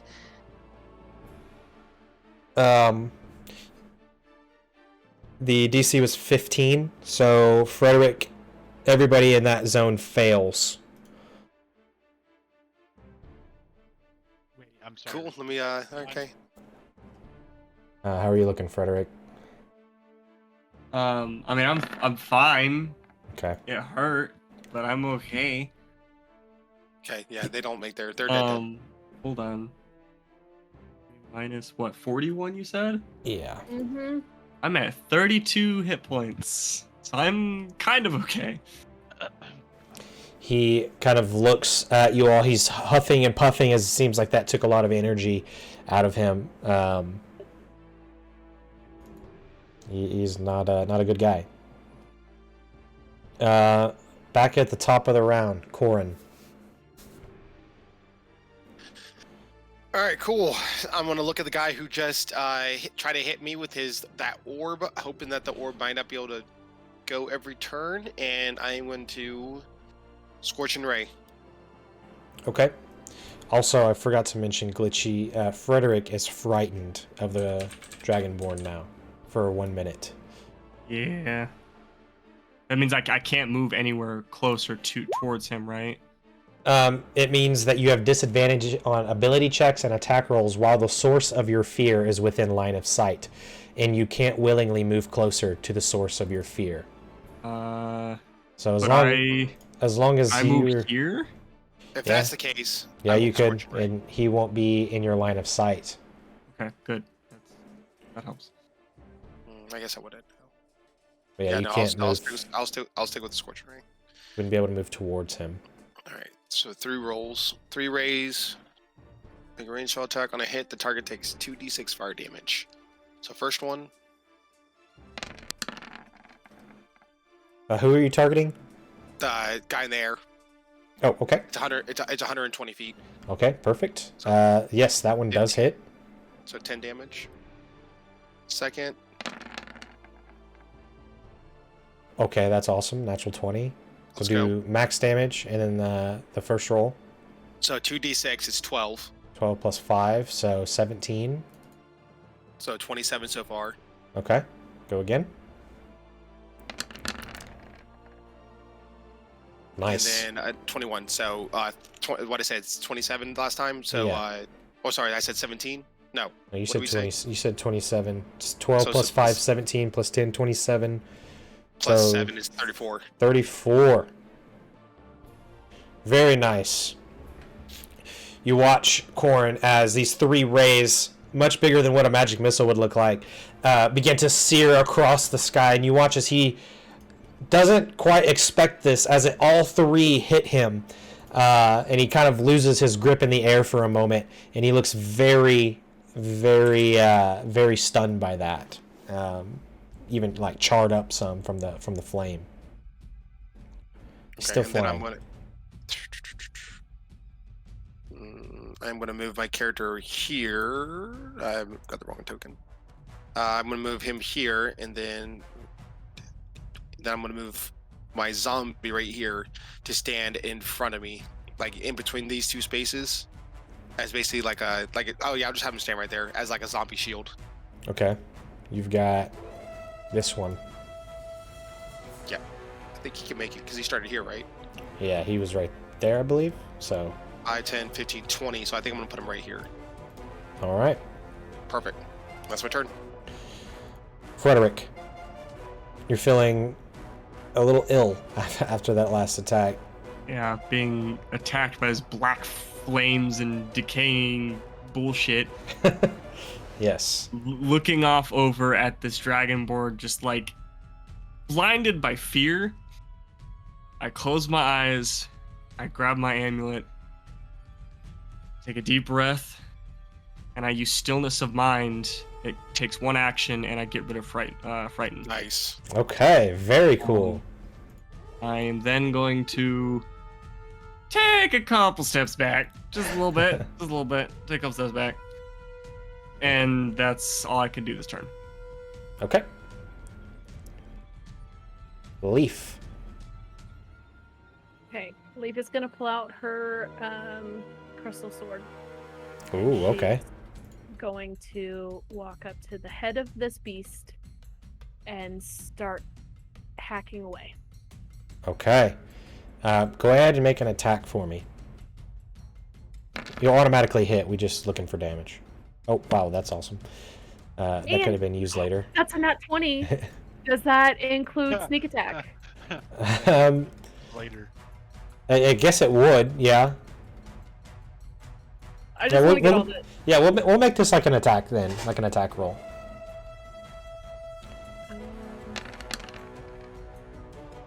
Cool. Awesome. That was good damage. And like the whole time she's like pulling out her sword and walking up there, she's like kind of silent tears, just I'm so sorry. So sorry. I'm so sorry. And then just whack. So you did I believe it's 46 points of damage there. Nice. You begin to take your sword and swing down and cutting off the head, and you almost, as you do, you see part of it was like alive, and as you cut its head off, it very quickly on this turn you did enough damage to do it. The head rolls off and the body lays still, to which you hear from across the room, "No!" Looking at the guy who was flying in the air, as well as the dragonborn also yelling at the same time. And she's just gonna kind of drop to her knees and she's broken by this. Okay. And that's my turn. Leaf, I'll also give you an inspiration point. Cal. Sheep things. Yep, I'm gonna roll for sheep thing. Oh, okay, all right. Well, sheep things please. dice has spoken. Sheep wants to keep running. He's Okay. out of this fight. I cannot believe. He's gonna double move again. He's going down the hallway. That's what the dice has spoken, and that's the turn. Okay. You're gonna keep going. You're gonna actually trigger the All trap. the way home. You're gonna fucking trigger the trap. We're gonna hear. There's no way he's gonna get that far. It's too far away. All right. I believe Spirit Guardians activates here. It does.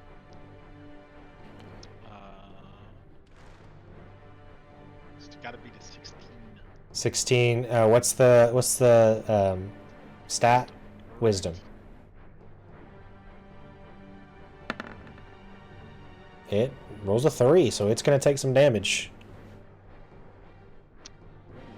Let's,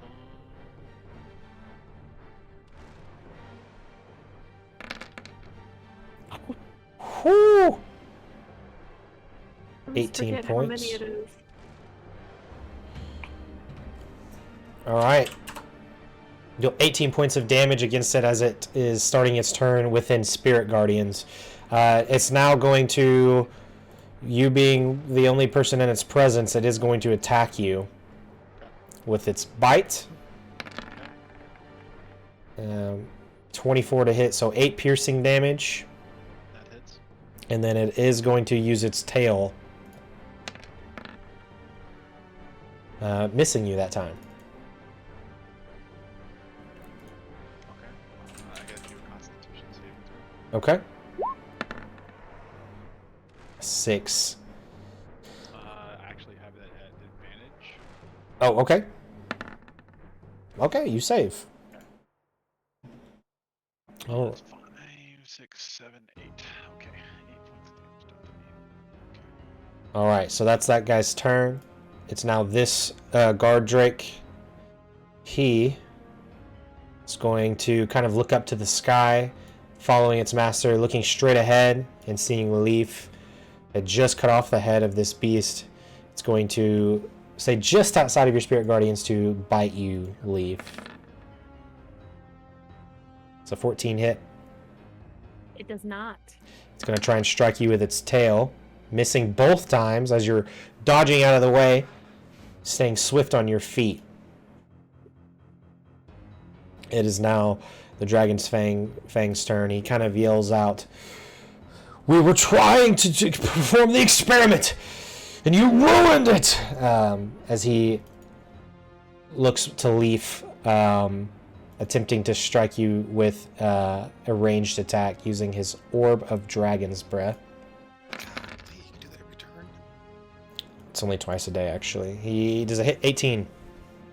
An 18 does hit. Okay, you take 20 acid damage. As you watch as this beam of green and purplish energy strikes you, and then you begin to feel it almost melting parts of your clothing, and even some on your skin. It begins to kind of bubble up like blisters as you take that damage. He is then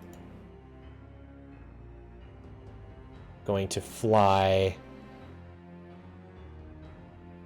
30 feet to Corin and end his turn there. Ran.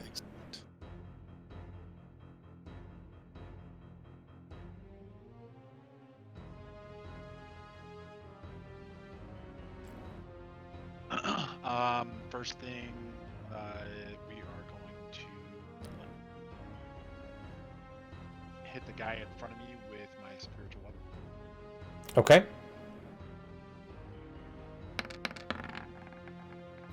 That does it. 9 points of damage. A cluck to the ribs. He's still alive, though. Okay. I am then going to take a swing with my mace. Okay. A natural 1. Miss. Yeah, you strike, and it uses its horn on the front of its head to kind of take your hand and just move it away from it as you miss. I am going to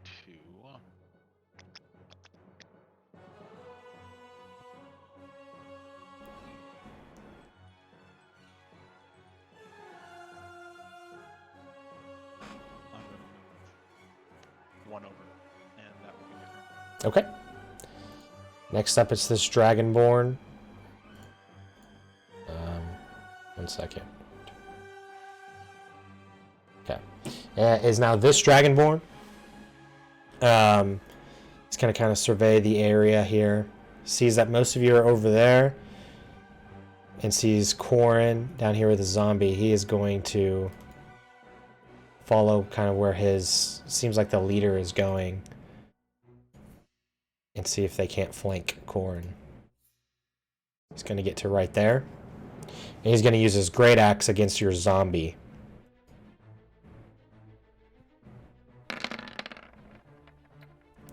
Which is a 13. Armor class is 8. Okay, so he does hit. Dealing 22 points. Is it immune to... Oh, no, it's just immune to poison, not necrotic. So he takes 22 points of damage, which would bring him down to 0. Okay. He had 15. So there's no way I could save, right? The DC, It would be. you would need a 22 natural plus 5. 20. Okay, I might as well try. Come on, baby. Nope. Fortunately, as he swings, it cleaves right through your zombie with the great axe. It just falls to the floor. You now see yourself 30 feet high in front of you, a flying cultist who's looking at you, and a dragonborn snarling at you holding a great axe. That's all he can do on his turn.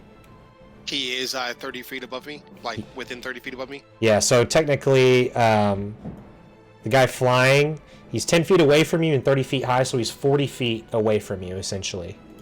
So if I moved up, sorry. So if I moved right here, he would be within 30 feet? Yes. I'd say so, yeah. You'd be almost directly underneath him. Technically 35, but... Something bad's about to be done to these people. Well, I want to get, I'll basically, so just so we could, because I can't put it on the same space, I'll just say I'm moving right underneath him, so when I look straight up, he's 30 feet. Okay, that works. So I'll still move 10 movement, so I'll have 20 left. And I'm just going to look up at him, and I'm just going to be like, huh, save me the trouble to come and get you. And a wash of green negative energy is going to come around, and a block, like that small pinprick. I don't know if Rand's ever seen this. That small pinprick is just going to hit the cultist, and I'm going to cast Blight. Oh, okay. So he has to make a Constitution saving throw. Okay. Ooh, okay, awesome. Constitution saving throw. It's a spell save is 16. Makes a 16. So he takes half damage. Okay. So it's going to be 8d8. 8d8. I'll just. How do you add more than just the 5? Is there a way to do all at the same time, or You can just type /R in the chat box and then put and then space and then 8d8. okay?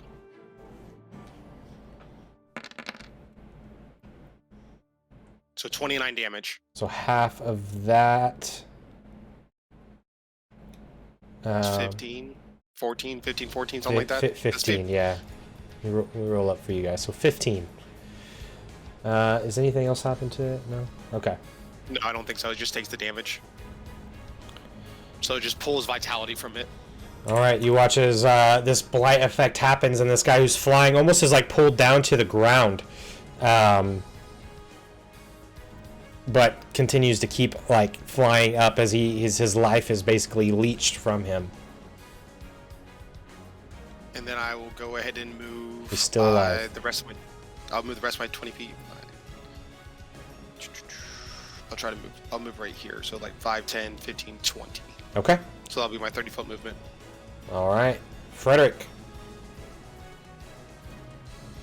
All right, I am moving right up in front of this guy's face.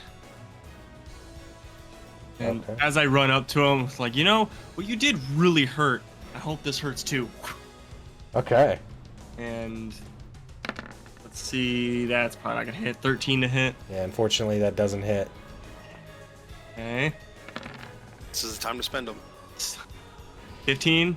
Doesn't hit. You notice this guy is wearing a plate armor. Then another key point, and I'm gonna try 2 more unarmed strikes. Unfortunately, 17 misses. What?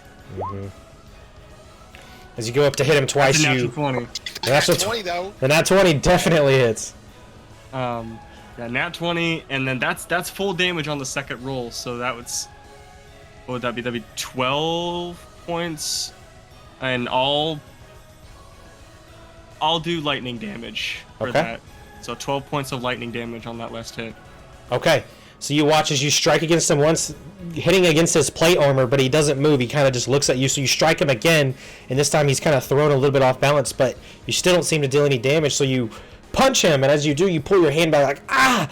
And you punch him again, this time using lightning, watching as it now shocks him, dealing some damage to him. Like that entire bit, we're just sitting there parrying off each other, and then I finally get one punch through. Real quick on that 12 damage. Should that be? Should it be what? Oh, sorry. No, it would be 16 because plus 4. 10. You're rolling a d6. So that's so I'm right. You're right. It's 16. I can't. Yeah. So it's the d6 that he's rolling. He's rolling a second d6. He gets a max 6 on that, so it's 12. And then he forgot to add in his dex modifier. Gotcha. Yeah. Plus 4, so it should be 16. It shows plus 4 on the left number for the unarmed strike. Well, yes, but what I did is I wasn't adding it. I was just doing 6, 6, and then I didn't add the plus 4, so it should be Yeah, it should be 16 points of or lightning damage. Yeah. Yep. All right. I threw that in there. So he's looking. You can tell he's got a little bit of wear on him, but he's still got a ways to go. It seems. Okay, that's all I can do. Looking at you, Leaf. It's your turn. So let's see. Leaf is gonna come over here, and she's gonna throw both of her daggers at the stupid little dragonborn. Okay. Because he has made her angry. First one misses. And also the second one. And just like the whole time she's walking anywhere, she's like staring at the cult leader guy. Just like, your experiments have killed people. You are killing people. What else have you done in here? Okay. Kind of looks over at you, snarling at him. Or snarling at you, and kind of keeping his eyes trained on Frederick, though, seeing as he's the guy right in his face. Sheep. You've got about 59 minutes left in this form. Yep. I'm just gonna... Okay. I rolled the same... Not the same number, but the same odd or even. But we're still going down the hallway, it seems. I'm so sorry, Cal. Run, sheep, run! This sounds like the funniest bit I've ever seen happen to me from the Wild Magic, besides losing all my hair. Like, this is a hell of a story to tell later on. Imagine if that Bone Lord, we didn't summon it, and he ran into that room. Oh. Oh man, yeah. That would not be good. Yeah, he ran his 60, and we're gonna end the turn there. Bye. Okay. All right. Gardrick needs to make his save. Yep. 16 whiz. Made an 18. So he'll take half damage. Okay. Yeah, I think he should have damage. So 6 points of damage. As he is striketh. He is hit. Stricken. Is that the one that's in front of me, or is that the one that's farther up? This guy right here. Okay, that's what I wanted to make sure. He is going to move 5 feet down just to get face to face with you. Just the way I like it. And he is going to attempt to bite you. Once again. For 8 piercing. Okay. And then he's also going to use his tail once again. Being the only target that's fighting. Another 5 points of damage against you. So you'll have to make 2 Constitution saves.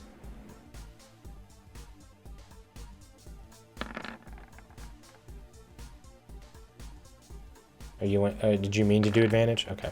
Yeah, I have Warcaster as a feat, so any Constitution saving throw. Oh, any dope. Concentration check is at advantage. Okay, awesome. So you save twice. You're holding on. Spiritual Guardians is sticking with you. Yep. That's going to be that Gardrick's turn. It's going to be this next one who is going to make his wisdom. And makes a 13. It's a fail, so he'll take full damage. Alrighty. The Spirit Guardians, man, is so good. So full 13. Alrighty. Watch as these Guardians swing in and strike across him, leaving deep cuts along its back. Seeing that it can't do anything, it is going to run towards Leaf. And Leaf, it is going to try and bite you.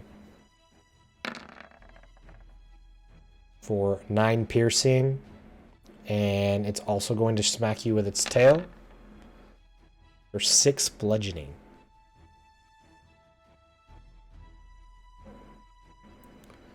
As you feel this bite chomp straight down on your arm. As it releases, you see a tail come and hit you right on your back. Part of you feels your back pop, and you're almost want to say it feels good, but another part of you knows that that is going to hurt tomorrow. It is now the Dragon Fang's turn. Flying high in the sky, Frederick, he flies down 30 feet down to the floor to meet your gaze. He kind of looks at you and he says, "Unfortunately, your time here is up," as he attempts to attack you.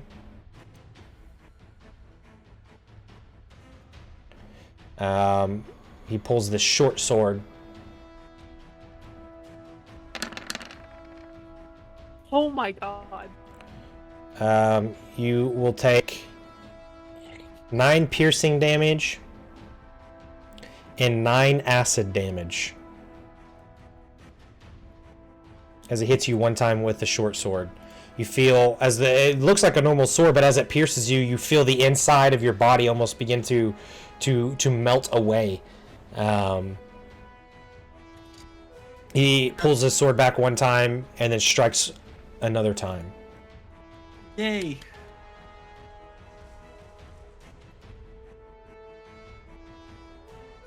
Okay. Natural 1. As you watch, as you see the second one come, you actually hit the sword, and as you do, it parries him away. He almost loses his grip. That's going to be his turn. Now it's Rand's turn. The guy in front of me, is he looking hurt? Yeah, he's got some pretty deep scratches and stuff. He doesn't have much left. I'm gonna pull spiritual weapon down one square and over so it's next to him and can take a swing. Okay, see if I can grab it here. It's good if you can. We know where it's at. Okay, you can go ahead and make your attack. This is what we do. Damn it. The first number's a 17. Yes, that hits. For 12. For 12, you pulled it right there? Yep. Okay. You deal 12 points of spiritual weapon force damage against this thing. It's looking pretty beat up. It almost fell to the ground, but maintains its posture.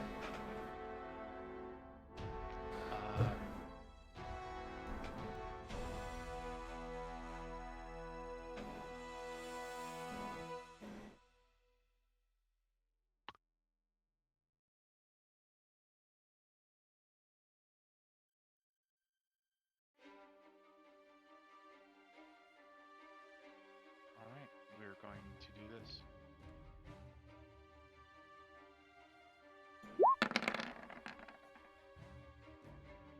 Natural 1. That will not do it. As you reach out to touch it, it knocks you away, unable to get enough time. You weren't expecting it to hit you. You weren't able to get your spell casted in time. Are you staying there? I'm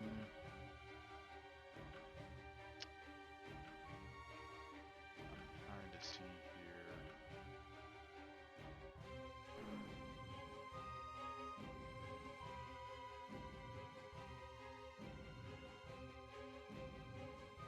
I'm going to and that will end my turn. Okay. Next up, it's the Dragonborn. He kind of, Frederick, as you're fighting off against Dragon Fang, you hear a voice from behind you. Now, it's my turn. As he swings his great axe in your direction. It's an 18 hit. Yep. So you are going to take 24 points of damage, 13 slashing, 12 necrotic. I am unconscious. Okay. He watches as you fall to the ground, and he just kind of looks over you. Some of your last blurring images is this thing as it's almost smiling at you, before holding its great axe and looking up towards the rest of your friends. He is going to unknowingly step into Spirit Guardians. So he's going to try to make a wisdom save here. Okay, 16.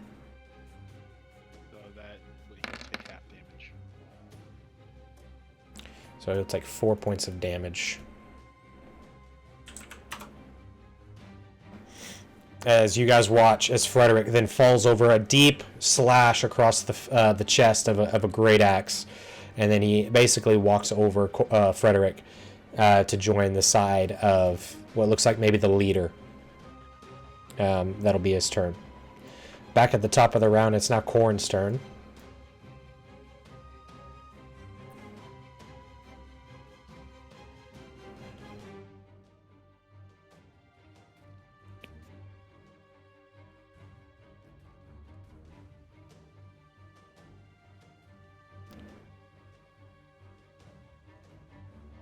I think you're muted. Dead. I said sorry, I needed a second because this changes everything I wanted to do. You're all good.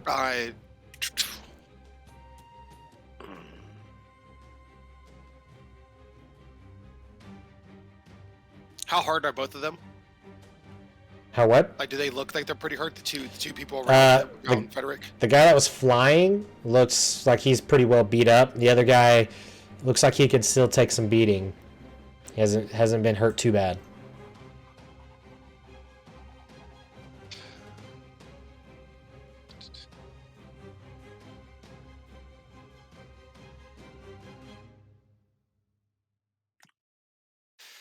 Why did you?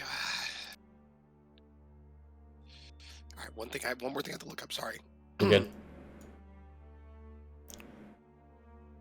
Frederick is now typing 76. He's getting delirious in his. I was replying to somebody. I don't know how to do the private message thing. I think it's like slash W. /W, and then you start typing in the name, and it'll pop up like at the bottom what it is, and you can push tab. As you're typing it, and it should finish it for you, and then you can type the message. Just make sure you have a space after the W. Got it. So the question is, do I want to keep attacking, or do I want to get Frederick up? That's what I'm having trouble dealing with.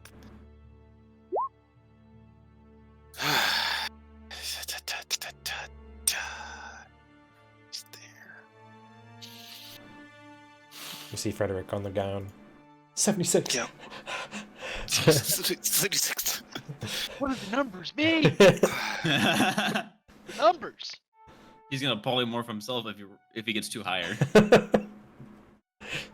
I'm gonna hold my action Okay.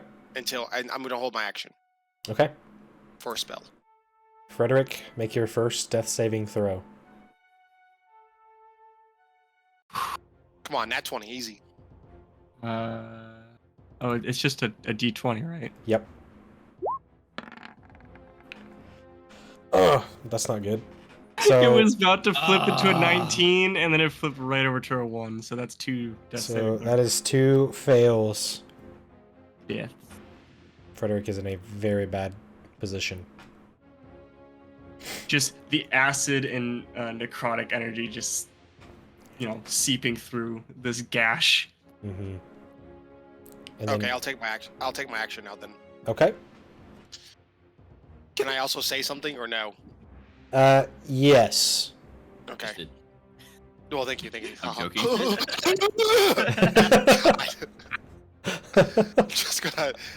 I'm gonna grab my half the amulet of my family crest. I'm just gonna tell Ran, be ready to heal him, and I'm gonna grab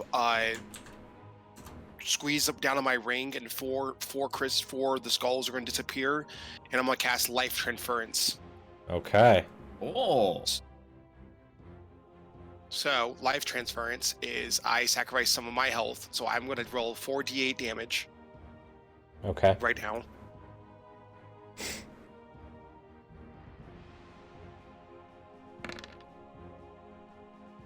So 19. Okay. I believe that 19 goes to him, which can't be reduced in any way. In one creature of your choice that you can see within range, which is 30 feet. I believe I'm 30 feet. I think I checked. I can double check if I need to. Regains a number of hit points equal to twice the necrotic damage I take. So 38 he would get. 48. Right? Oh no, 38. Sorry. Yeah, 38. 38. So he'll get. Yep. Yeah, Frederick, you lay there as your body almost begins to weaken. All of a sudden, there's this life that fills you, and your wound closes up, and the acid begins to it stops eating away at your flesh. As you open your eyes for a second, you see the Dragonborn, whose back is towards you, as well as the winged character, is both backs are towards you. They don't know that you're like alive right now. I feel like all up. they see is that I just sit up, just 76. What the They both look back and they're like, huh? Hold on. That was 19. Yeah, you're just gonna see Corn. He just kind of goes like, but he's okay. Okay. So did he heal 19 points? He healed 38. It's double what I take. So I take 19 damage, but he ends up getting 38. Okay. Very cool. Is there anything else you'd like to do, Corin, since you saved your turn here? You can still. No, I don't think. I think no. When I save my action, it's just an action. I don't think I get a move. I don't think I can do anything. Gotcha. It's just an action. Okay. All right. And then Leaf. Let me know if I'm wrong. I think that's right though. I believe that is right. I know what's gonna happen to me, and I'm not ready, but it's gonna happen. Okay, so I'm gonna throw my daggers at this. Oh, I'm not at this dude, because he's really annoying. Okay. Oh, that's good. That's good. Unfortunately, that's a miss. And that is another miss.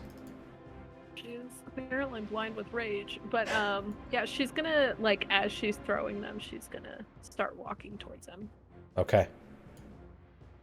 So you begin to just throw them, missing both times, but he definitely sees that you're moving in. Sheep. Yep.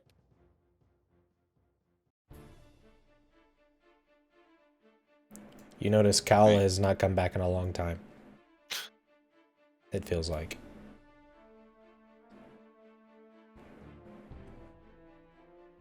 The sheep dice have spoken. The sheep is running, and the sheep is done. Okay. What uses my reaction? When you held your action. Oh yeah, thank you. Okay. Yep. So this guard drake's going to take full damage for Spirit Guardians. Maybe this one right here. 15, you watch as it begins to move towards Corin. These Spirit Guardians come in and essentially save Corin as one of them comes across the bottom of it and slices its neck.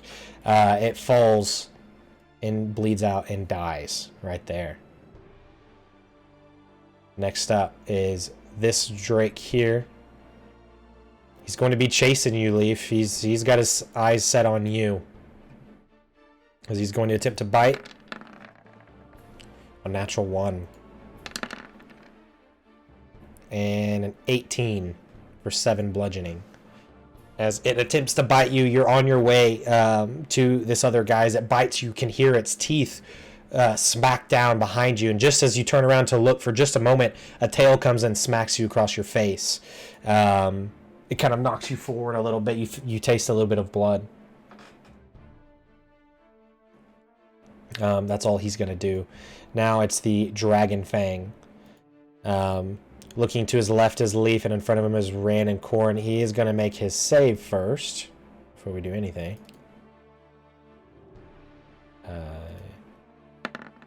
Oh shoot, that's the wrong guy. I'm sorry. How dare. Not like my life hangs in the balance or anything. It does. Cause So he takes 7 points. Okay. Okay. Honestly, I'm gonna give that to you guys. I rolled the wrong guy. It's pretty much the same. No, I mean. So he's gonna take 14. As these Spirit Guardians come flying in, he kind of looks up. He's like, "Oh, blasted things!" You can see he's not doing well. As he holds his short sword, after taking a few hits, he kind of looks at his sword and he smiles as he makes his way towards you, Ran. And he is going to attempt to attack you with his short sword.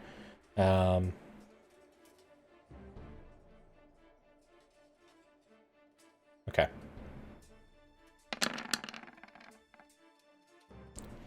So 24 to hit. We'll take 8 piercing plus 4 acid damage. As you now feel some of your flesh almost like melting and bubbling up. He pulls it out and he strikes at you once again.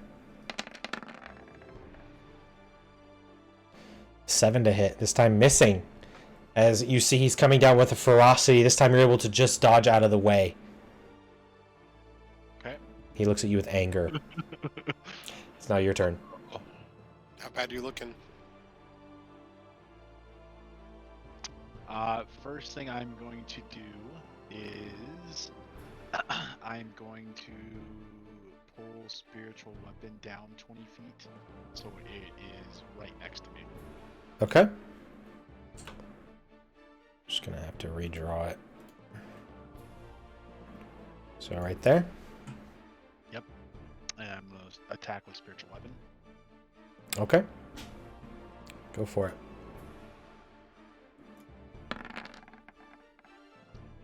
Natural 1. He sees it as it makes its way towards him. He sees it coming and he's ready for it. Okay. I am going to use my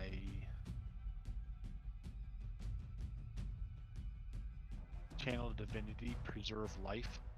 Okay. I am going to give myself 18 points of healing. Very nice. Healing me back up to half health. Okay. I am going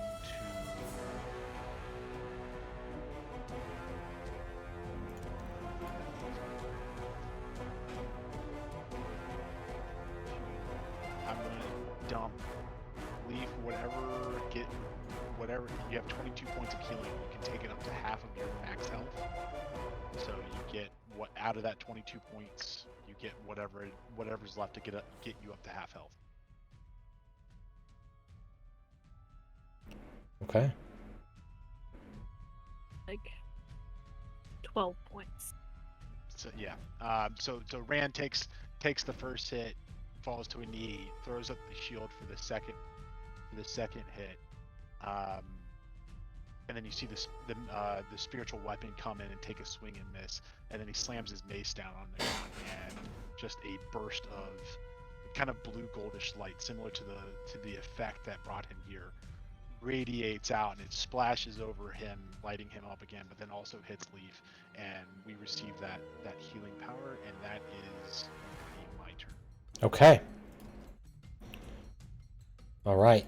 It is now the Dragonborn's turn, who still doesn't quite notice that Frederick has been healed.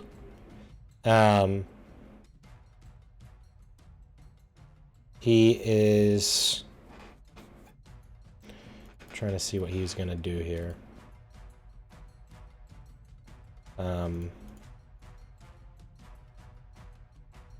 Okay. He's going to see his boss run up to take care of Rand. Sees he's... Oh, well, he's got to... Let's make him do his wisdom save real quick, so I don't forget. 10. Yes.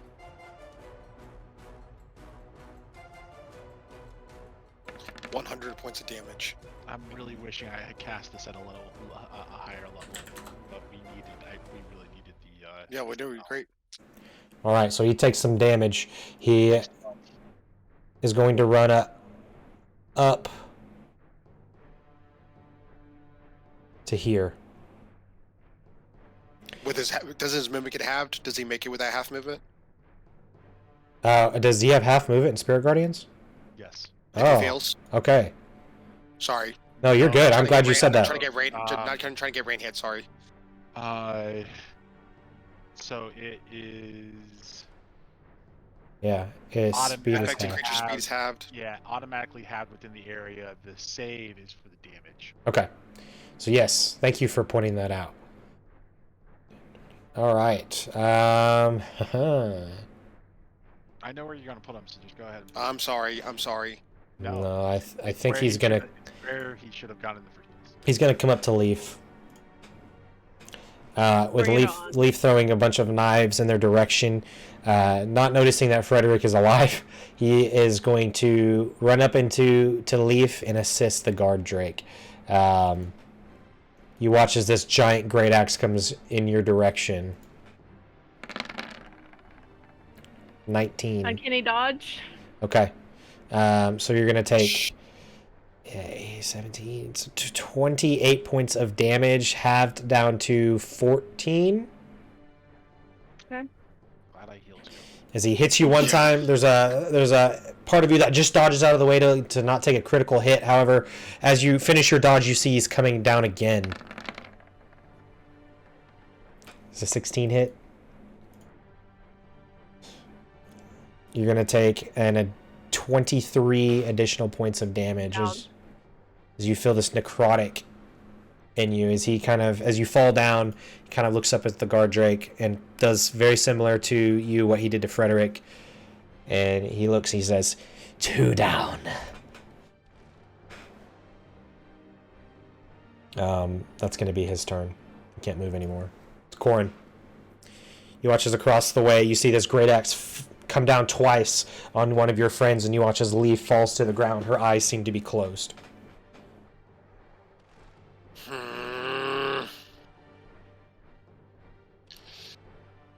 Okay.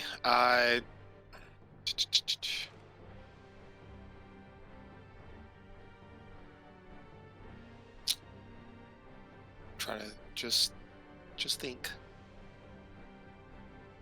We'll move my character right about here. Corn's gonna touch the. Actually, I'll move him right here if I need Okay. to. So what? I was right back here. 15. Corn's gonna touch the one right here, and help me animate dead. And then I'm gonna also target the one over here because I get to target an additional corpse. Okay. With my undead thralls, so I'm just gonna just touch him, and just I need your help, and then pull them back from the grave. Okay. And then I'm just gonna wherever they were, I'm just gonna have them both go to. Yep. I'm just gonna tell them both feed, and I'm just gonna in my mental command and just attack the Dragonborn. Okay. All right, so they are going to move. Grab their stat block. I got it up here too if you need it. Okay. All right. So they're back. They should be back at their 22 plus my 8, I think. So they should be at 30. Yeah, they should be at 30, and they also get increase my level, and they add my proficiency bonus to its weapon damage rolls, which I believe is at 3. Yeah, is it 3? So to damage rolls. Okay. And I know he's a big boy, but you never know. So it's +3 to damage rolls. So he's going. They're both going to target the Dragonborn, correct? Yes. Okay. All right. So both of them attempt to strike. However, they're not making an impact on its armor. Okay. And then I will just jump back to here. Okay. And that's my turn. All right. Frederick, you're alive. Help. So with those now zombies on the other side of him, me being behind him now, would that be considered flanking? I would say, yeah. I would say you'd have even a sneak attack per se. They're even our allies, so They are your ally. They don't How- know that you're up. You spend half your movement to stand up.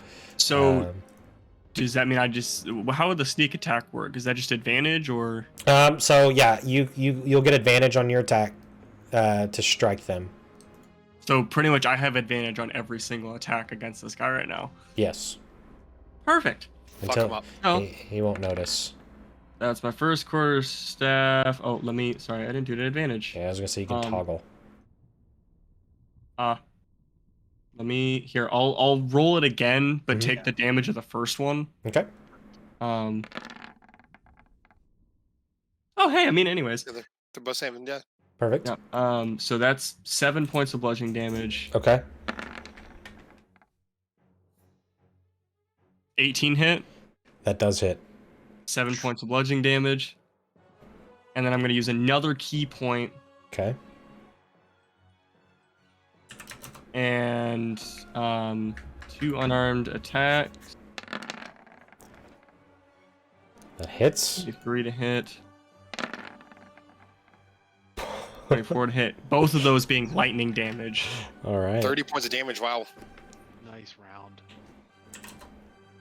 You watch. And as I walk up behind him, I just grab his shoulder and all I say is, Thorzen, forfeit this life.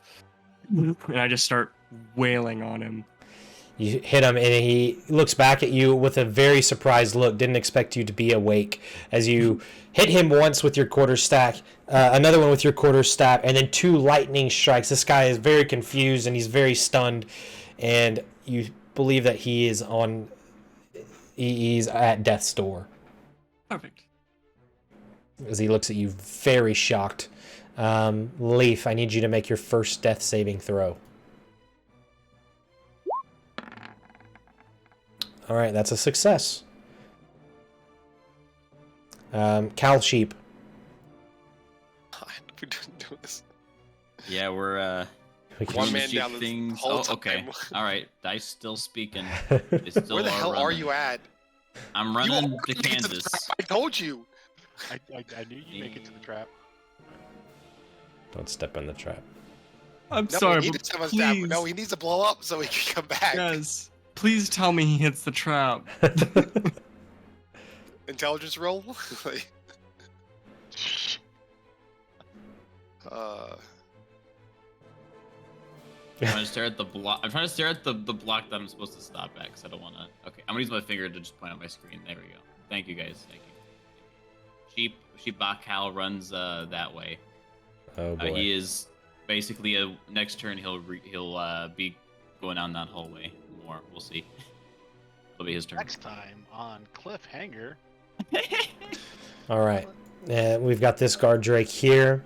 He's going to attempt to attack the zombie with a bite, which I believe misses, and misses. a tail attack, dealing 6 points of damage to it. Okay. It hits up with its tail. It goes for a bite, and it just seems to miss completely, then uses its tail to whack against it, and as it does, parts of the zombie, the fresh corpse, crack as the bones are still mostly intact. Next up is the Dragon Fang. He's going to try and make his wisdom save. Please just continue to fail. I need you to fail. 8. Thank you. Cornell on. wills it. Fuck him up. I'm a healer. So 10 It's still good. additional points of damage. More Spirit Guardians comes in. He falls to a knee for just a second. He kind of looks back up at you, and he smiles for just a moment as he brings his short sword and strikes against you. Yes. It's a 12 miss, I'm assuming. Shield comes up and parries it out of the way. Okay. Your shield, you just hold it up just in time, but as he hits back, he looks at you one more time. He's like, I will not die today, as he strikes once again. Hitting your shield again, trying to break that shield, unfortunately not able to do it. The mace will deflect this blow, and as that happens, is his turn over? Is he doing? Yeah, that would be the end of his turn. I'm gonna let the mace go and let it drop from. It'll be holding from its strap on my wrist, and I'm gonna place my hand out on his head and cast inflict wounds. Okay. And Hope this hits.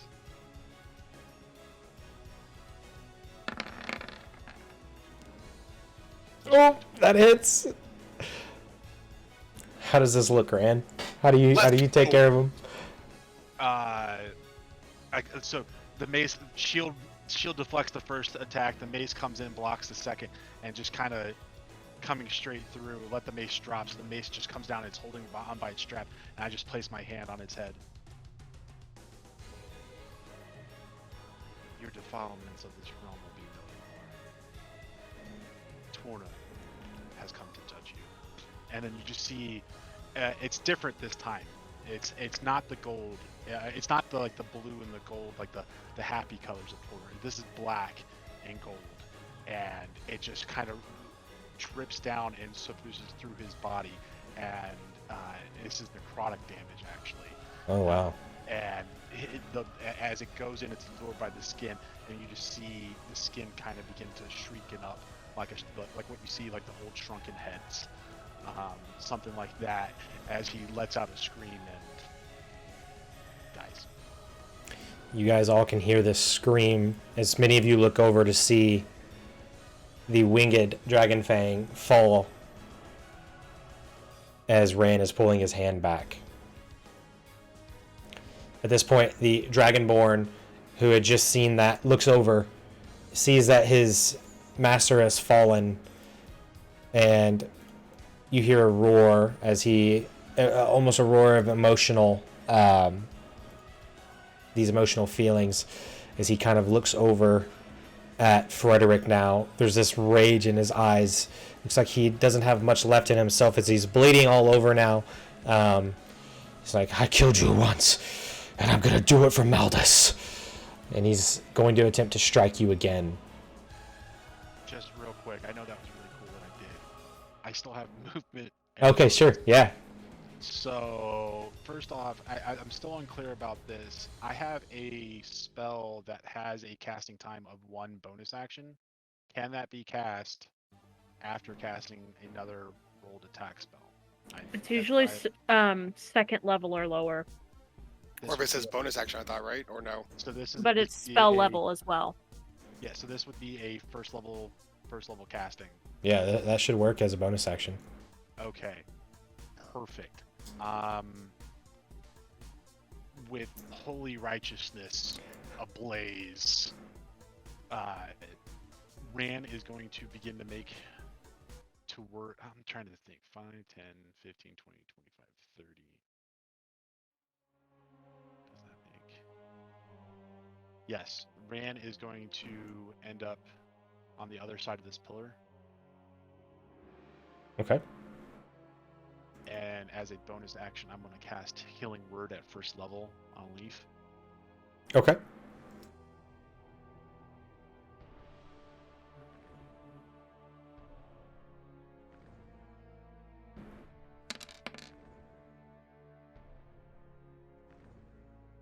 Alright, so you're going to get, again, a burst of blue-gold light, as Rand says, we need you, come back to us. And you're going to get that, and I just gotta look real quick. When you cast a spell at first level or higher that restores hit points to a creature other than you, oh, that's not the right one. Oh, crap. So I get 3 points of healing from that. Oh, very cool. That's nice. Where is... Sorry, I am looking for my... so you'll actually get 12 points of healing. So you get an additional 2 plus the spell's level to level 1 spell, so 3 additional points. All right. Leaf, you go into what feels like darkness, and before you gasp for air as you wake up, seeing a guard drake next to you, like over you almost, the Dragonborn who's looking at Frederick and Rand at your side, who seems to have just finished a spell. You wake up. It is now the Dragonborn's turn, and he does need to make his Wisdom saving throw. You were done, correct? Yes, Right. I'm Okay, I'm cool. sorry. That's Sorry. everything. No, you're good. You're good. I get lost in trying to figure out all these additional things that I get to use now. Oh, you're all good. He makes a 20, so he does take half. He does take half. Okay. That's a good number. That was a nice roll. So, as he is about to swing against you, Frederick, you see this giant great axe. He yells in your face.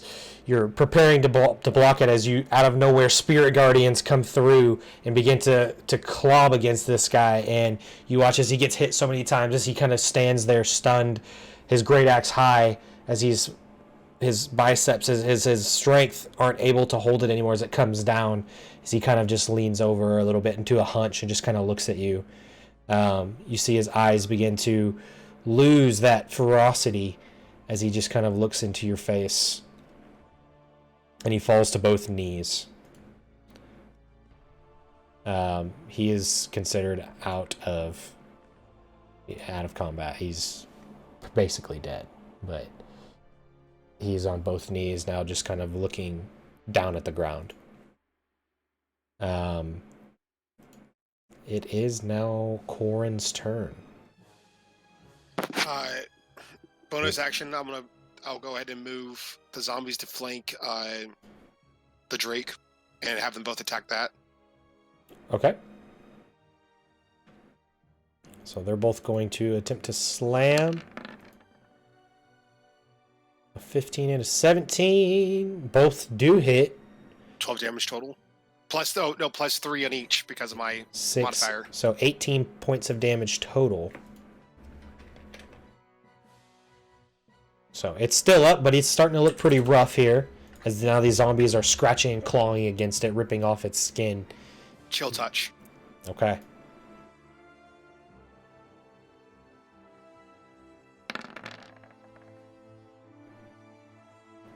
Nine. That definitely hits. You hit it for 9 more damage as this spot on its body goes icy cold.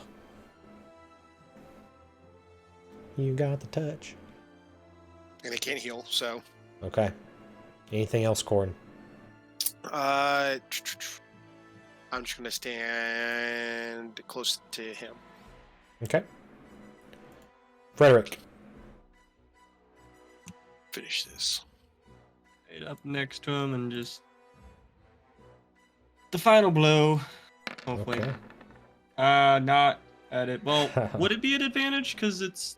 He is technically being completely surrounded, so yeah, we'll save for fun, yeah. Okay. Then Well, I'll take the natural 20. yeah. So that's gonna be 8 full damage, plus Plus 4, yeah, so 12. and then plus 5 to that, so 17 points of bludgeoning damage. All right. Is he okay? I was gonna Yeah, say. you take care of him. Great. All right. At this point, combat ends. Allied would like to, if you don't mind. As everyone's touching down, I'll go ahead and touch the Dragonborn. This guy right here. Or yeah, he was a Dragonborn, right? No, he's a Dragon Fang. The Dragonborn is right here. Dragon Fang. Yeah, sorry, Dragon Fang. I knew it was Dragon something. I'm gonna touch the Dragon Fang, and the last 2 skulls on my ring go away as I cast Gentle Repose. Oh, okay. Is the actual Dragonborn still like kind of alive, or is he like done? I'd say he's probably like wheezing right now, like he's got very little time left. But he's got no strength to fight. He's on both knees. Head is down. He's kind of let go of his great axe as he's just kind of sitting there, sitting in his defeat, essentially. Oh. Do it, Leaf. Leaf, she's not gonna kill him. Not yet. She's gonna like kick his great axe out of the way and like shove a knife up against his neck and start like, what are you doing here? What have you done to people? tell me what's going on. He kind of like, with the little strength he has, lifts his neck up to kind of keep it from getting stabbed. But you can even feel as his neck begins to kind of sit against the knife, the dagger that you're holding against him. He kind of looks, and he musters up a very, very short smile as he looks. We were sent here. As he's having a hard time breathing. We were sent here. Maldus. He was our leader.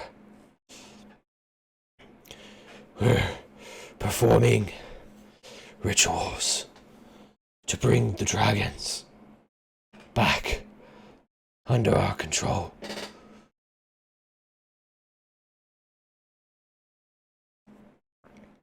How many? Kind of keeps breathing. How many what? How many did you bring back? Too many for me to count. And I wasn't even here for all of them.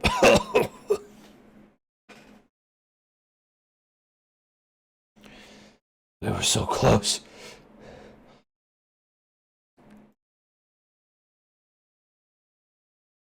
Leave. You don't need to keep him alive. We'll get answers from the other one. She's gonna hear Corin say that and look this dragonborn in the face and just, you're a worthless excuse of a dragon, and slice his throat. You watch as his body slinks over, blood coming out of the neck, as this dragonborn is no longer alive.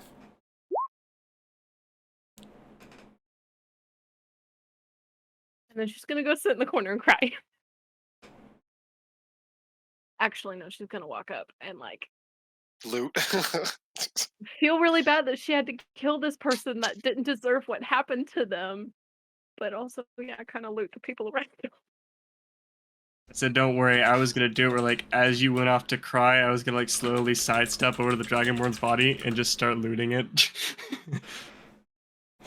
And I would like to try to take his orb, at least, if I can, right here. And then, or search anything on his body. And then pull the two zombies to me. And basically, they're gonna be like a makeshift carriage for him. They're just gonna carry his dead body for the rest of his time. Okay. All right. So who's looting? I would like to loot the dragon fang. Okay. I am looting the Dragonborn. Okay. I would like to investigate the table. Okay. Leaf is gonna loot everything that she can, but leave the like monstrosity alone. Like, she's not gonna touch it, she's not gonna look at it. She is very like emotionally upset by this thing. Okay. I'm looking what they have.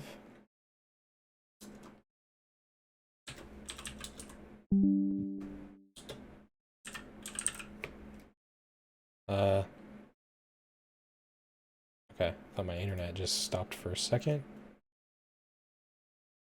You guys hear me?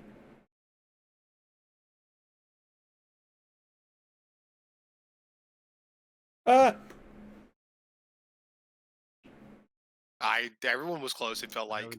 I was in single digits. Okay, sorry, my internet was being really shifty there for a second. Hey, you survived. You're back. He rolled a successful save. You basically did what I was going to do because I was going to use my. Okay, one sec. Sorry. Yeah, but it wasn't as dramatic. Yours was very dramatic. You brought her up. She was on out. We needed it. 2 people down is pretty scary. Yeah, it is scary. And we're a man down the whole fight. Oh God, Cal. Okay, so as you're looting, Frederick, you start to loot the Dragonborn, correct? Sorry. I would do something about that If you could. Frederick, are you looting the Dragonborn? Sorry, my internet's tagging out on me. I mean, I can take a short rest. All right, hello? Can you guys hear me? Hello. Yeah, Yes, yeah, we we can can hear hear you. Sorry, my You are internet. back. My internet's terrible right now. Okay. Cal, or I mean, not Cal. Frederick, you're looting the Dragonborn? Yes. Okay. As you look over him, you find two keys, and you find his great axe, and you find 52 gold pieces in a pouch. Crazy. The dragon fang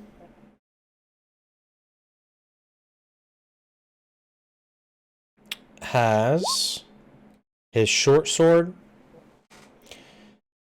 and he has 110 gold pieces in a pouch. 110. 110. Okay. That's some money, boy. And then nothing with the orb. So as you look for the orb, you find that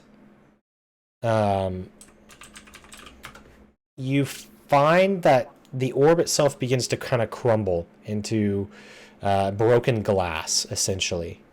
Interesting. Seems like it's unusable. That's fine with me. Just want to make sure it wasn't left behind. And is it the Dragon Fang short sword? Is just a regular sword? Regular short sword? Yes, the short sword itself seemed to have been under some sort of magical control by the user.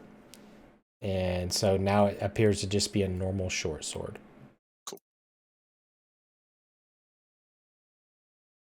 As you guys are sitting here, roll perception checks for me. Oh, God. And then Rand also was checking that table. Oh, yes. Ah, not at advantage.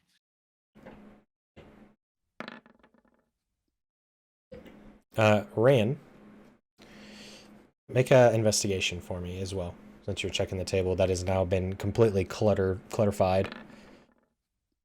Also, Leaf is looting all of the little dudes. Okay. that she can.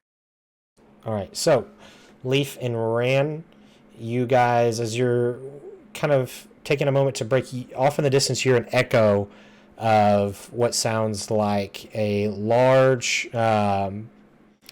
object being dropped, and it echoes throughout the hallway. You're the only two that hear it. Ran will be shuffling through and searching the desk or the table and hear that noise and immediately Cal and turn full sprint, double action, dash, whatever I need to do to go find this sheep. Okay. As you took a quick look at the table, you are able to find an alchemist tool set, 3 potions of greater healing, and a potion that you're not familiar with that seems to have a feather floating in it. Okay. Hold on just 1 second. I did not have my notes.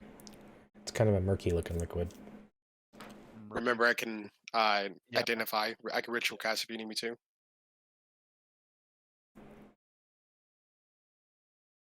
And you're running to go look for Cal?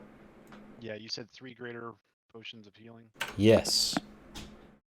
Of healing, alchemist set, and potion, murky, feather in it, unidentified. Just for my edification, I also would have been. Are there any notes? Is there any documents? Is that what is included there?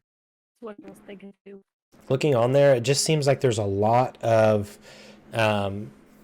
almost like recipes and descriptions for different types of potions or some type of liquids, and a lot of them talk about the creation of creating dragons, and you see like images and instructions on how to perform rituals, and there's one that you find that's very similar to what you think you had experienced, and one of the images that you find shows a very large abomination of a dragon, it seems, that had you not interfered, you believe that that's what that creature would have turned into eventually. Okay. Cool. Now I gotta go find the sheep. Okay.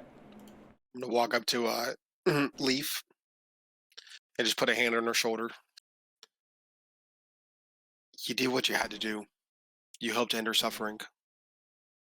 I know it doesn't make things easier, but we were too late.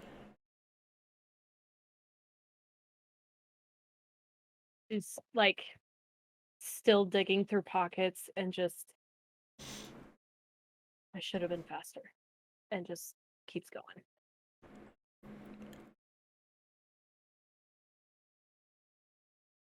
Leaf, after looting the cultists, you find a combination, a combined total of 37 gold.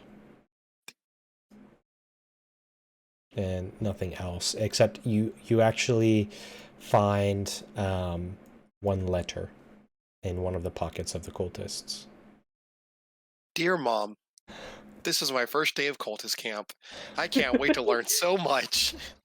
Steve took the top bunk. I really wanted it. So she's after she like gets done digging through everybody's pocket, she's gonna kind of like go off in a little quiet spot by herself and read the letter. Okay. You open up the letter and you don't see that it was addressed to him, but as you begin to read it, it almost looks like somebody wrote this almost as if it was like a diary entry or a journal entry. It reads, we've been at this for a very long time, and we've made no progress. Many innocent lives have been taken. I question my loyalty here. I'm hoping that things will change. We resurrect dragons, and we can get on with our lives. There is no signature. Which bomb did she get it off of? You would have got it off of this one. He's gonna like walk up to that, He's only that body, and just like kind of smooth things out, make him look a little actually less, would have been this one. Sorry. little less terrible, like he hadn't just been murdered. These two are still frozen in ice. Oh yeah, see, they're good. He's pristine. Yeah. Right for the picking, Corin. Rand, you run, and you guys notice as Rand starts to kind of run around the corner and down the long hallway. Do you guys follow him? Do you guys stay here? I guess if we've done looking, there's nothing. It doesn't look like there's any doors in here. I'm a follow. Okay. Yeah, let's go. And those two zombies are carrying the dragon fang. Just remember. Okay. You guys run, and you find Cal, not in sheep form, and Rand a triggered Does Rand want trap. to say anything before they get here? Hold on one second. Yeah, Rand, you'd get there probably just before they did. And you would see a triggered trap and Cal, who's no longer a sheep.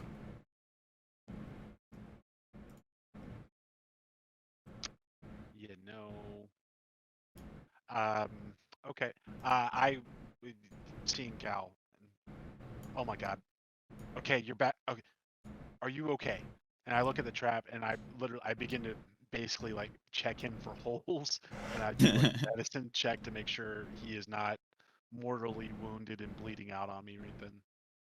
Yeah, Cal's pretty banged up, but he's not dying on you. Okay. Cal just kind of quietly sits there and lets you, do all your checking and running through all over and making sure he's fine. And he's just quiet the whole time. He's sitting against the wall, kind of a little pale and shaken, just kind of staring at the floor. Being a sheep is hard, man. I never get tired of that ice storm.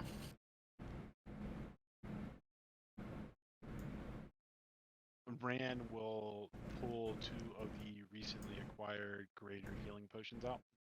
Okay. And give 1 each to Cal and to.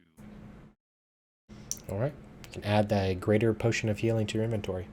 Cal will decline his and just quietly say, "Drink from the fountain." Yes, I forgot about the fountain. Well, where would we be without you? I didn't even. In all this confusion, I completely forgot about it. Now I forget though. Is it good when it's blue or is it good when it's red? Blue is good. Bad. Red is Okay. bad. Frederick tested that for us. Thank you. Yes. Ran would, before leaving, would like. I need a minute, and he'd like to go back into the room where the cultists were. Okay. I know the body is pretty big, but is there an idea of from what he saw and what he can still see? Can he sketch out the ritual that was drawn on the floor? Yeah. To have a record of that. Yes. Or is that in one of the papers that he got? In one of the journals that describes it, there is an image of the creature and even the ritual itself and a description of how it needs to be casted and things like that. What you're saying is we could totally replicate that. Yeah. Come on, guys, we could start our own dragon cult here. You heard what they said. This could be happening elsewhere. That need to be on the lookout if they run into any of these cultists elsewhere, and if they come across these type of rituals, then we know what their end goal was. Van will lead the way to the pool. Okay. Hopefully, also it's not seeing anybody we run into yet. As far as you know, everything seems to be quiet. Everything looks familiar. So. Rand would also like to drink from the pool. Yeah. If it works, yeah, hopefully. I will Or at least attempt try to to. drink from the pool, but I don't think it'll work because I already did. I believe Leaf and Fred both drank from it once. Yes. Yeah, she drank from the flask, or yeah. Mm-hmm. Okay. So Frederick and Leaf, as you both attempt to drink from it, you just taste water, and nothing seems different. It doesn't seem to affect you or heal you.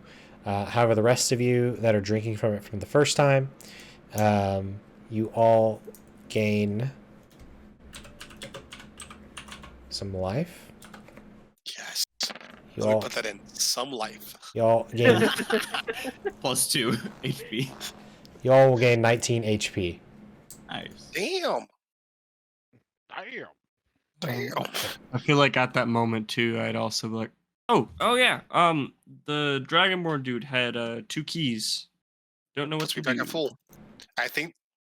I'm guessing we can go back, but those might be the jail keys, since we had to pick the locks. So possibly useless. We could be, but was also the northern corridor that we still have to look through. And the door that's literally right over there, and I'd point Yes, off I'm to hoping. the other room. I'm hoping it's just a closet. The one that are you talking about the one that with the whatchamacallit regarding the zombies regarding? Yeah. Well, could be the pantry. Food. let's do this. Alcohol. How much bigger was Dragonfang than me? He was pretty tall. He was about your size, probably. Can I? 'Cause I don't know. They why seem I to have didn't called them Maldus. That you remember throughout the battle. Were While me and him they're the same basic arrangement of limbs? Same body type, maybe? Yeah, he was kind of a thinner guy, kind of tall. He wore these, not wore, but they were part of him, was like these wings that he would use. But were his wings always showing, or they were like in and then they popped out when he went to try to fly? They were kind of rested within, and then they would unfold. Perfect. Well, I am full of level 1s because I was an idiot and didn't change it because I don't know why. But Corn's gonna cast when we get close to any doors, whatever. He's gonna cast Disguise Self and become a replication of Maldus. Okay.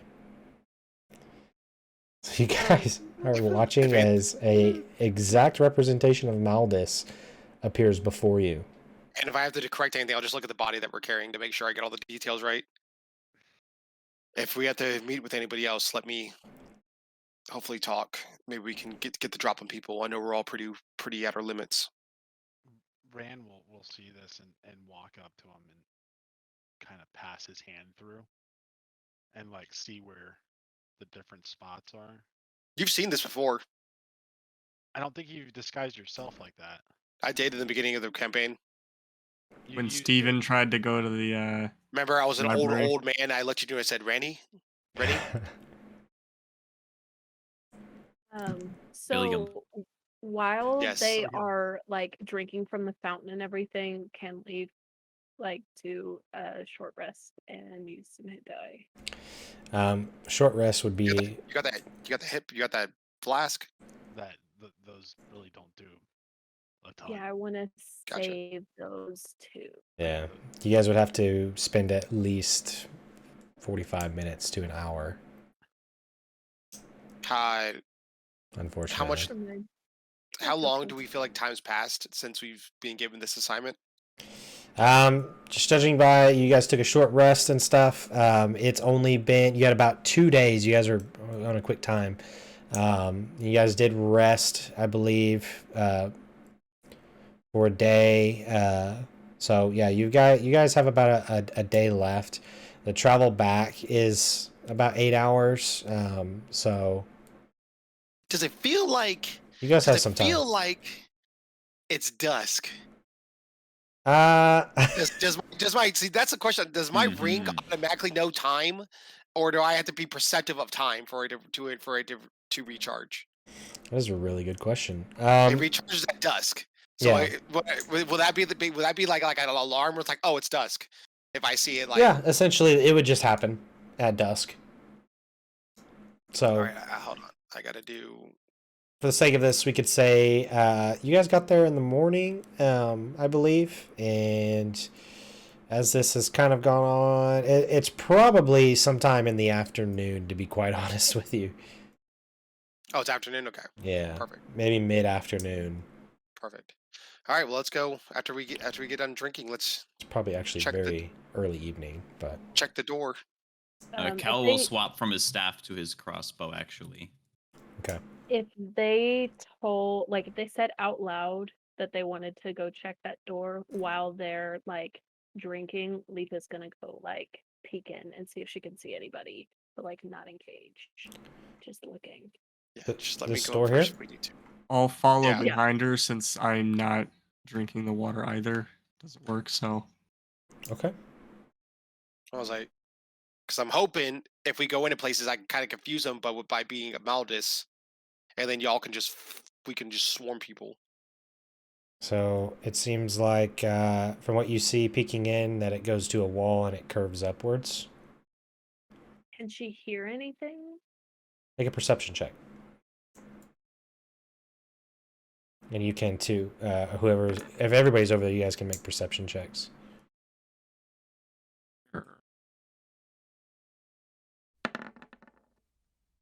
Nope.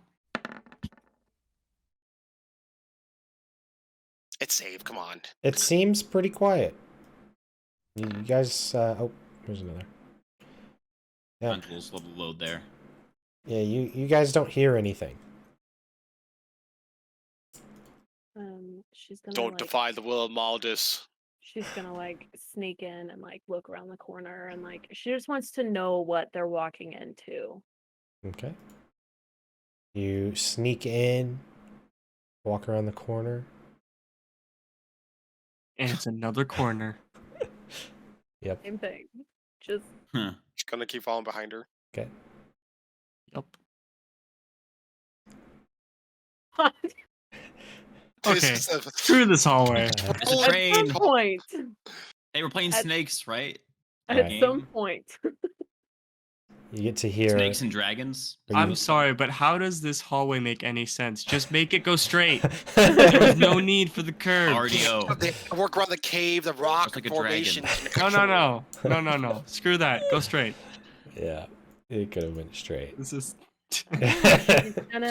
She's gonna check the door, see if it's locked, see if it's trapped, all the things. Okay. If it's none of those things, crack it open, look inside. Investigation. Investigation is not high. It doesn't seem to be trapped. And it is, if you wanted to try it, are you wanting to see if it's unlocked? Yeah. You open it, and it does seem to be unlocked. Okay, she's gonna do the same thing she does with every door and peek through.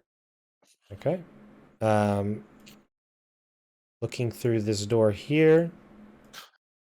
Dragon. It's a big old dragon. Yay. Does she hear any voices or Oh. anything? You hear nothing.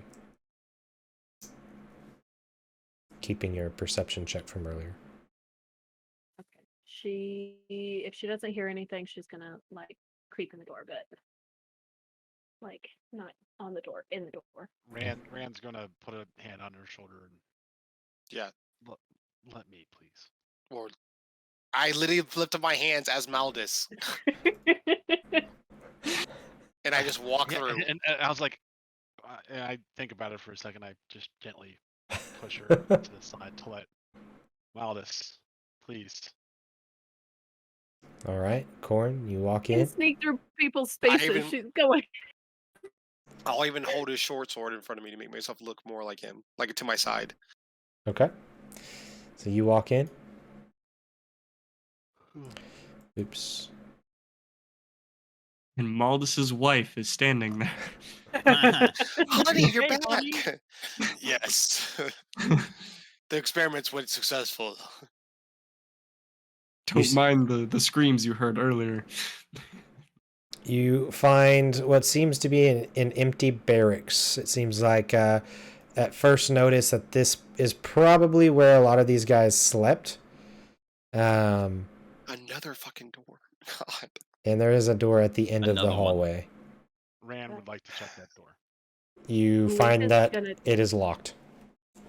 We're Key! gonna check all of the beds. Yes, we could try the and keys. see if anybody has anything anywhere. That's what. All right, Luke Goblin. Yes. Yeah, she is. You gotta let her. They might have notes. thief. They might have keys. They might have money. I walk over. A complete and accurate list of the deceased so that we can notify their next of kin. Mhm. Leaf going around checking. You find small foot lockers and things like that. It's a lot of personal belongings. You find several sets of cultist robes. But you also find a grand total of about 127 gold pieces. I'm rich, Any man. any expensive family heirlooms or You do find a couple gems The crown as of you go through. There's just a few different gems. You would find 3 gems worth about 25 gold pieces each. Just stored away in their lockers. Do you want to try one of these keys? Yep. I take a key and I just put it in the door. Try it. All right. The first one you put in doesn't work. I put in the second one. You hear a click in the lock, and it seems to work. And there weren't any like letters or dear diaries or anything No, like that. Okay. unfortunately All right, not. let's You do the same found thing. I'll walk 16 through them, individually and dated I'll enter inside. Okay. You unlock the door. Leaf is like right on his heels. They're all of you right on my heels. Damn. I can't like put her right there because like Man there's jumps people. in, is ready to go. Here we go. Fran would like to check the chest. Dang it! Cord would Wait, like to check. wait. I want to check the table if I can. Hold on. Is that a piece of dynamite on that table? And a wrench? Hold on, don't look too close at that. And a radio and No, soldering no, tools. it's a candle. There's a Right? It's a flashlight. candle. Lamp. Don't look too close at Dynamite. that. Enhance. There's matches. Listen, it's just there to look cool. Okay, don't look too close. Time Can I travel. check the table? Don't. Time travel. So on the table you find a wrench and a radio and no, I'm just And kidding. and a full thing of dynamite. No, what you guys find in here is that this bed appears to be nicer than the beds that you found in just the other room. You do see a chest and a desk full of supplies. As Leaf is you looking under the bed. attempt to open the chest, you find that it's locked. Anything interesting on the table? Checking I the table. Key A, please. I take mind. the key and I hand it to Ran. I open it up. I just kind of look around at everybody. I was like, can you guys just like, I don't know. It might be good for us to. If it kills me, it kills me. I'd feel really bad if this explodes. I'm at 100% right now. You remember the last time we opened the That pull- chest that without pull really taking helped the me out. traps? I don't know. He's got a full stick of dynamite on that table, so there's a high chance of this exploding. Ran would like Yeah, to this check one? the trap. Okay, investigation. Leaf is like looking under And the Cal bed. give the help and- action. You can use help action to give advantage. I'll do that. Checking under the bed, Leaf. All right. You just find some clothes and stuff underneath there. There's nothing of value. Lazy. Doesn't Uh, put laundry away. Brand, this looks like a normal wooden chest. Doesn't look trapped, to the best of your knowledge.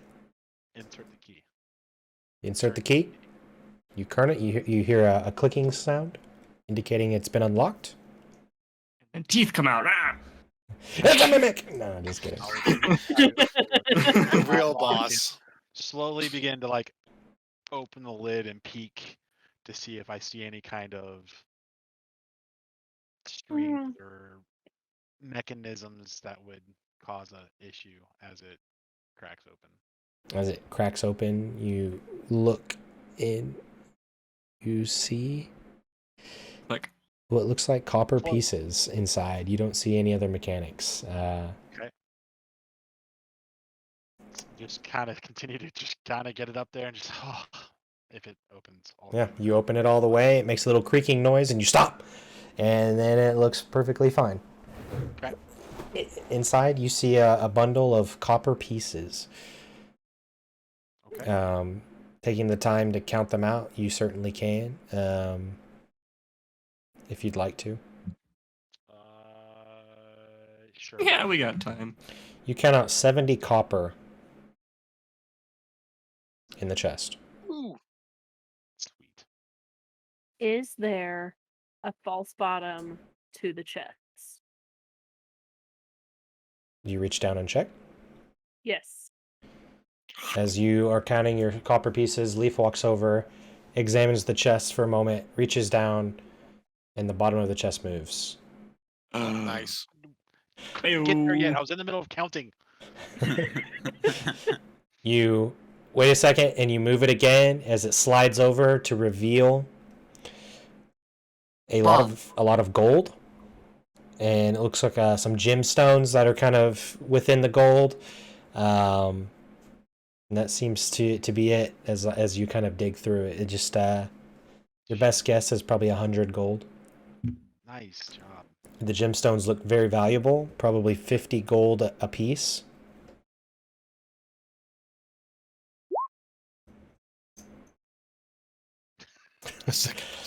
You go down and you feel the bottom, and it wiggles, This is, yeah. and then it just falls apart because it's an old chest and it hits the floor. There's nothing. Is else there on it. is there anything interesting on the table? You're checking out the table. Mhm. You don't find any gold or anything, but you do find a lot of notes and things. That's what I was And hoping for. one of the first notes you find, you read it. It's like maybe like updates. It just says we failed again with the transformation. We'll be trying new mixtures to hope for a success. And you put that note to the side. You read another one. May Liveroth shine her glory upon us as we attempt another transformation. May who? Do you know this? Do you know this person, Frederick? You're a dragon person. We talked. I think we talked about this. This was the five-headed dragon. I didn't know if it was like told that you said that you knew what the dragon was. I think you recognized the dragon. I wasn't sure if you had told us that you knew or anything. Because we just saw the painting. Do I know? Because I could have sworn we talked about Liveroth, and it was this the goddess of all chromatic dragons. Yeah. So, in an easier note, it's essentially Tiamat, but Frederick knows a little bit more just because of his affinity with dragons and things like that. Yeah, you would know it's a 5-headed dragon that is considered a lesser devil, or not a lesser devil, but a lesser deity, and reigns in one of the layers of hell, and that she at one point in time was mortal and lived on the material plane. However, she was banished or she had died. You'll have to figure out the full information maybe at a library or such to get the full story. But she essentially was sent off of the material plane into one of the hells where she is believed to now reign, plotting a way to get back to the material plane. And so what you know, Frederick, is the Cult of the Dragon worships this goddess, and that they have been known in the past to attempt to resurrect her or just try to befriend dragons or wyverns or anything that they can do to try and gain the affinity of these beings. And this is the first time that this cult has been seen in a very long time, as they were expected to be extinct, essentially.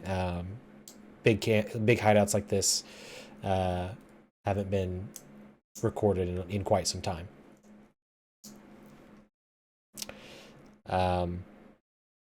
You find another note that says, our cultist seems to not be strong enough to finish the ritual. We've only got a quarter of the way finished this time, and we created another one of those abominations.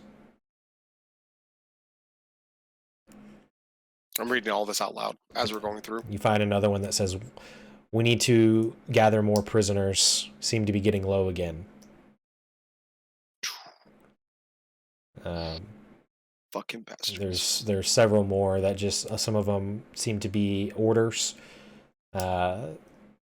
asking certain people to go out and abduct people on the highways, essentially steal, enter Esseron undetected and attempt to steal artifacts from the market, things like that. Not artifacts, but just whatever they can get their hands on, it seems like. There is one final note that mentions it says our storage room is getting full again. We need to transport all of the gold and belongings to another location soon.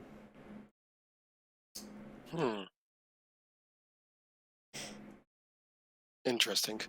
All right. I'm hoping that's in the northern part of this. I would just like to point out that the king did say, keep everything that they have. Yes. Come back with anything you learn. All of this is ours.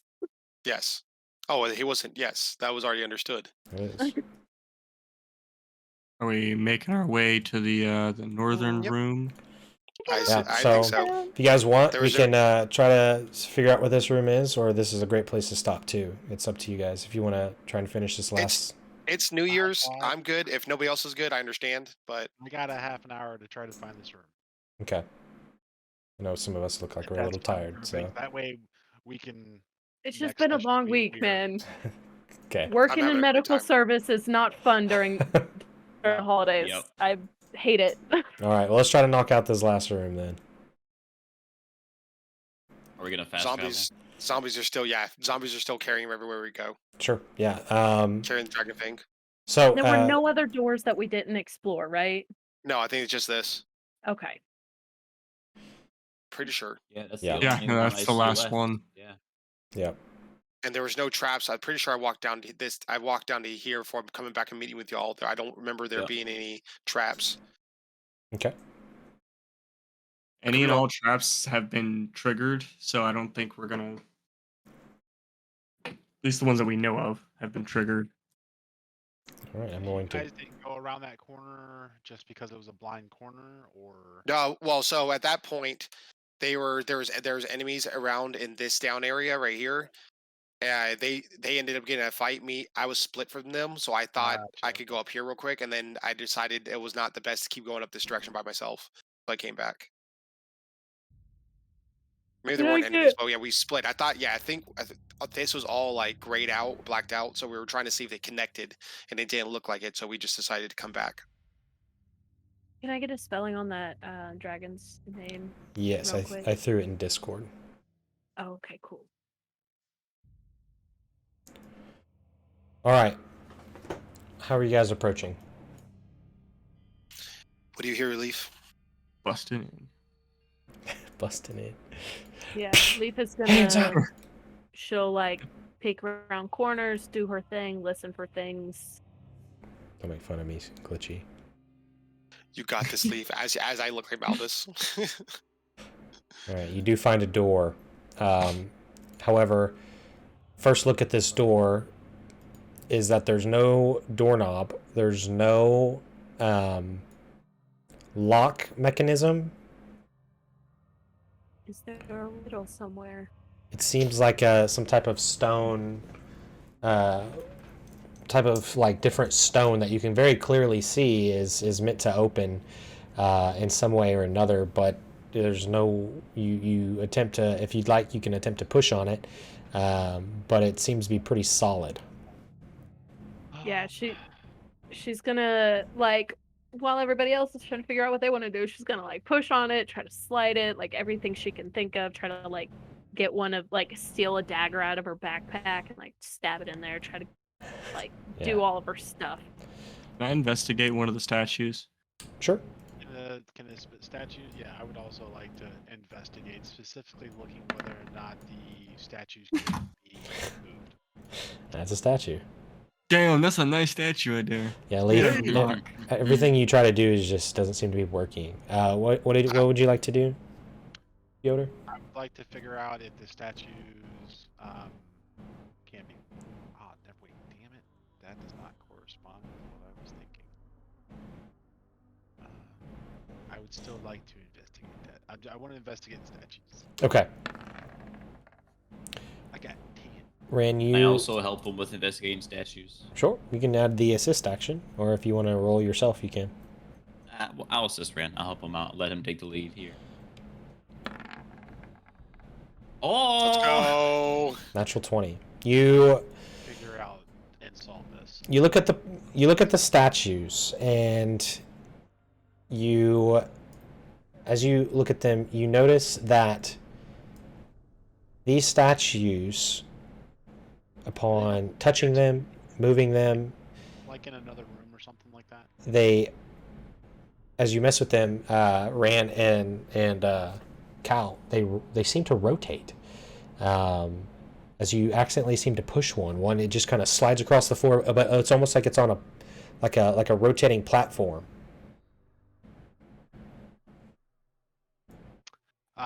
You said it goes across it goes.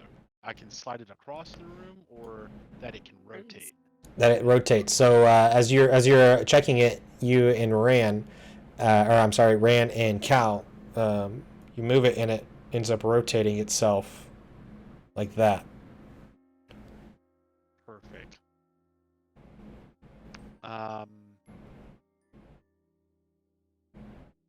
So starting with the one that you just rotated. Mm-hmm. I would like to leave it facing that direction. Okay. The one above it, I would like to rotate it to the head is pointed toward the center of the room. Okay. You hear a loud, just rotating like stone moving on stone as it rotates itself inward. Do you want them all to look like that? And I would like to rotate this one similarly to where it is also facing inside the room. And I'll help him with that last one and rotate it to the center of the room. Okay. You He's begin. still stabbing the door. You're stabbing the door. You watch as this Like, rotates kinda- inwards. There we go. And this one was already rotated inwards. As this one rotates inwards, you all kind of hear a as the door begins to open right in front of you, Leaf. Good I job, got Leaf. it!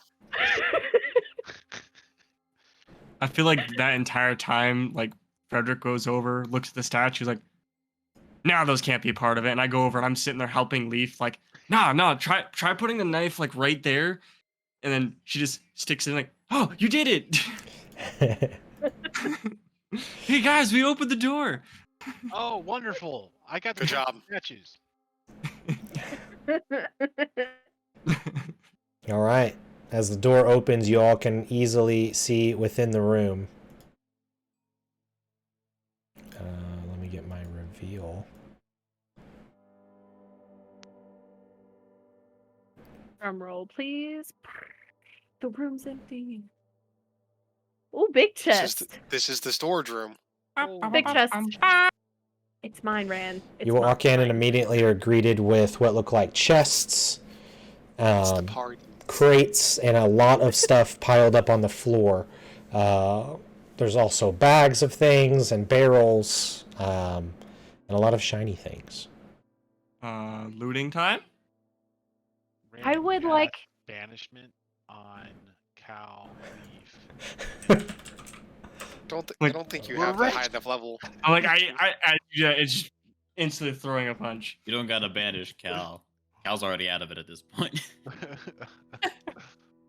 Hey, you're our heavy hitter right now. You're the one who's got your. We need your stuff. If anything happens. Yeah, you saved a lot of spell slots. Yeah. I guess I we have can one start spell to slot left. Investigate perfect. the room and understand what we just found. I think this is the storage room they said they were about to empty out from the notes because I was reading the notes out loud. Yeah, so you guys find this, what looked like big storage room, full of what look like not just initially, like you do see gold and you see a lot of trinkets and things, and there's also crates and barrels of what look like just steals of food and some clothing, things like that. What would you guys like to look through first? One thing Leaf really wants to go to that chest. Yeah, Leaf is gonna like check the chest, see if it's locked, see if it's trapped, all that stuff. Try to unlock it. Okay. If it is. It is unlocked. As you open it, let me see here, one sec. As you open it,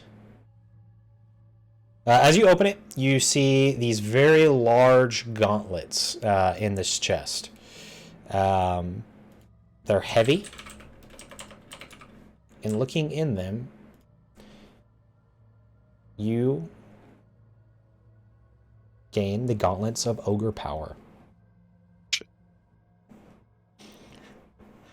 Okay. Your strength score is 19 while you wear these gauntlets. They have no effect on you if your strength is already 19 or higher without them. That's what was in the big chest. Who's checking? What else are you guys checking? Let's I go will check down check- here. I Unless was you gonna want, check which the one you want? pile. You want to check the pile, Frederick? Yes. Yes. I'll check Man, that I'd like to chest. sit down and while all this is happening, ritually cast detect magic. Okay. Incantation. So you check the You're right, floor, Frederick, Mhm. and you find many things: several shields, scimitars, daggers. But what's important to you is you found 3 gemstones, roughly worth 50 gold pieces each, and a bunch of gold. You're guessing around 200 to 300 gold. Okay. If you want, you can take some time to count it out. Sure. Okay. Why not? And as you're doing that, you find this stone tablet on the ground that is hard to read, and it seems very old. In fact, as you try to read it, you notice it's common, but it's like an ancient common. Like it's a very old version of common. Ye old common. As you find that. So as you're going through your gold and you end up finding that, who's getting the other chests here, or who's wanting to? I'll go for this one right here, the bottom right. Okay. And Leaf's getting that one. Okay. Remember, anything you guys find, if it's magical, I can identify it. So the one on the right, Corin, as you open up, you find a cape. Okay. This Useless. this is as you open it up, you smell. It kind of smells like brimstone. Let me make sure I have the right cape here. Yeah, it smells kind of like brimstone. I feel like this is. Oh yeah, okay. It smells like brimstone, and essentially, while wearing it, you can use it to cast Dimension Door as an action, and it can't be used again until the next dawn. Ooh. When you disappear, you leave behind a cloud of smoke, and you appear in a similar cloud of smoke at your destination. Does that interfere with my my clothing thing I already have on? It would. You would have to unequip and equip this. Okay. Who wants to disappear and reappear? Once a day. I think I already do that with my magic. Maybe we should just hold on to it for now. I put it in your journal. Yeah, honestly, I feel like that's a perfect thing for Leaf. I think it is too. Because then you could just appear behind somebody and then, oh, Sneak, you're gone. sneak. All What's right. in my chest? Sorry, I'm making these items so I You're can good. put it in your inventories. You're good.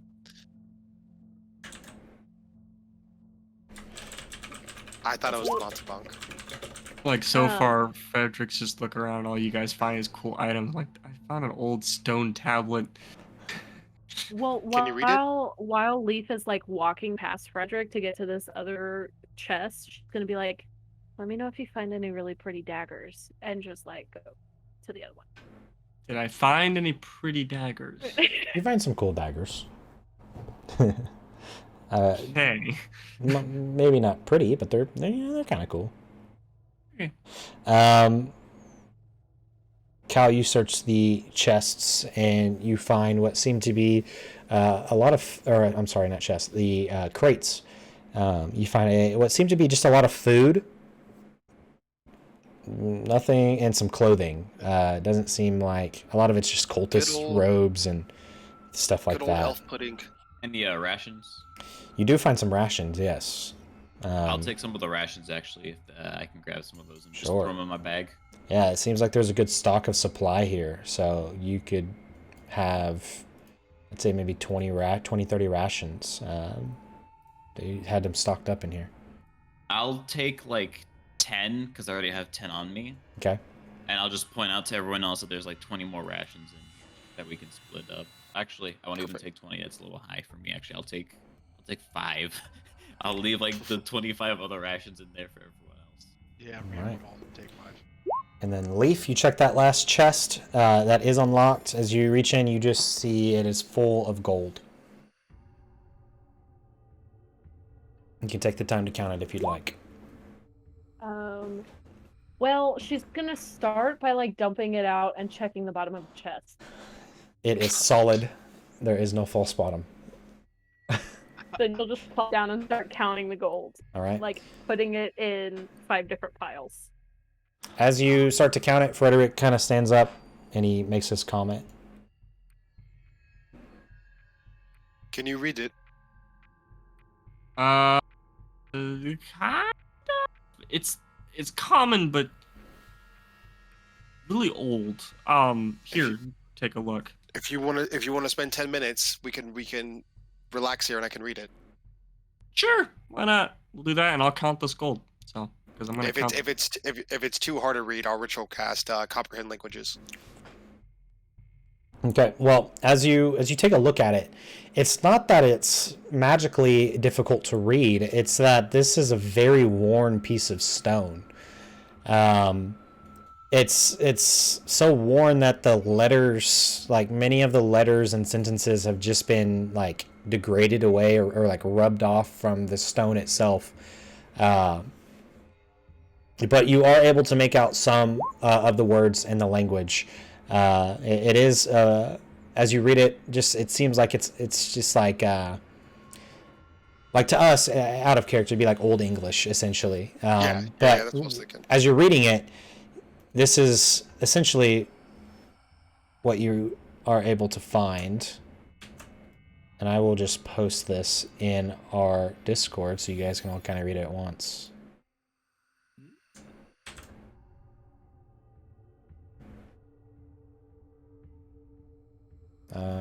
Okay, yeah.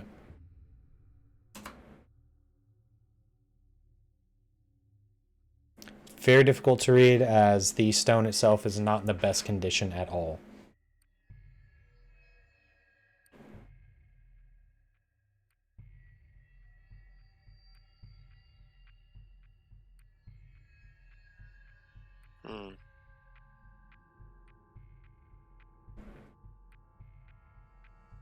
So with this dealing with dragons and dragon gods and all this stuff, would I know any of these names? Or can I use the book that I have?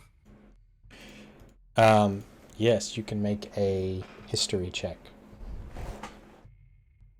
I think that's gonna suck. Yup. This is old text, and you think you may be able to read your book again to find some of this, but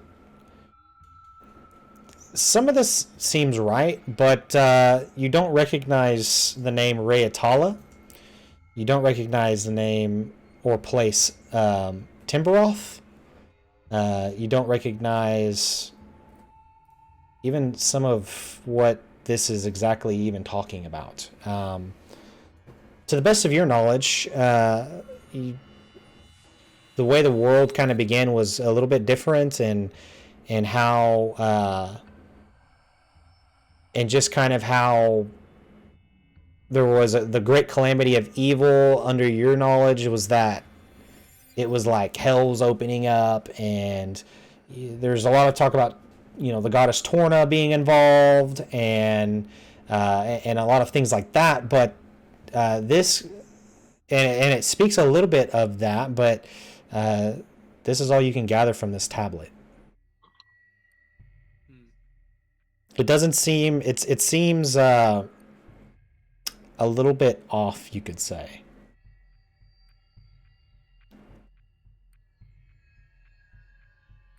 Should we keep it and study it later?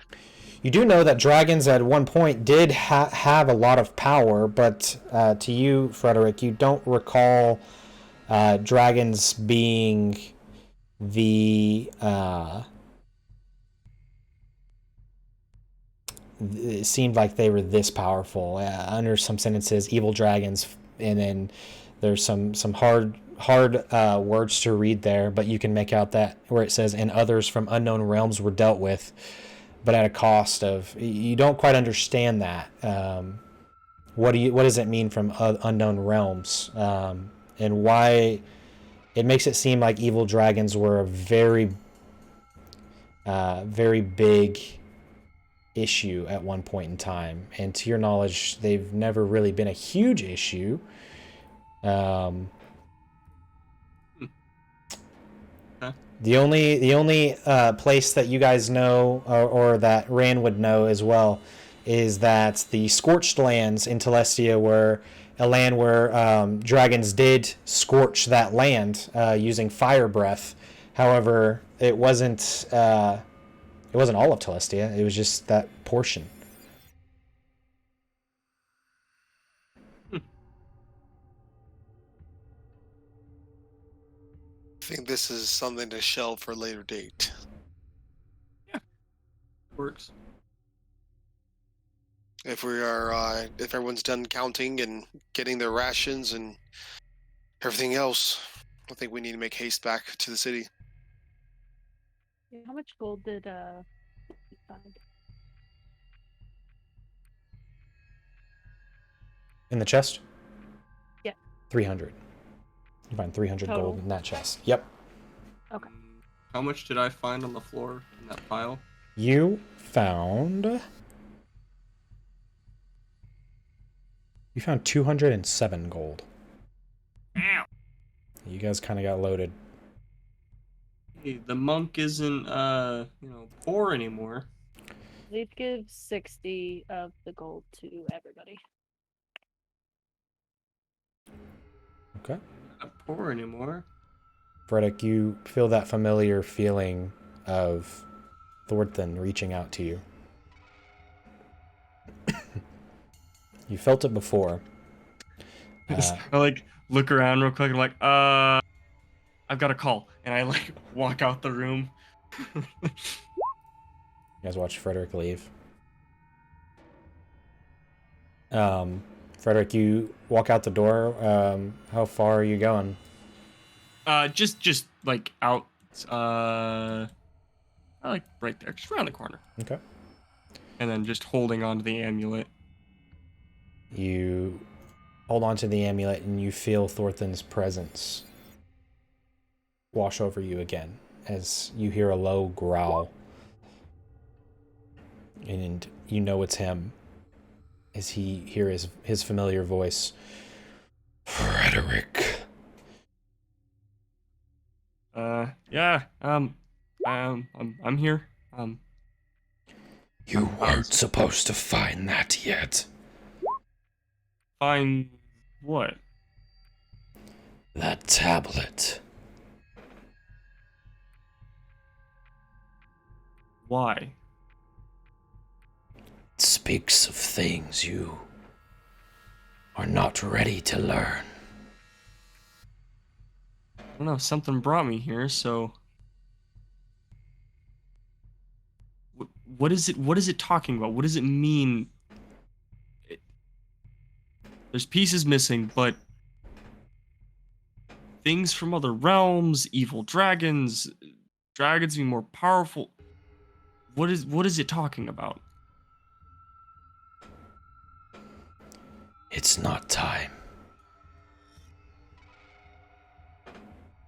Well, when is it going to be time? I feel like if you would just tell me this now, we wouldn't have so many issues. You'll find out soon. But no, this is what I can tell you. Thornton, Timbarath, and Averil. That's the missing text.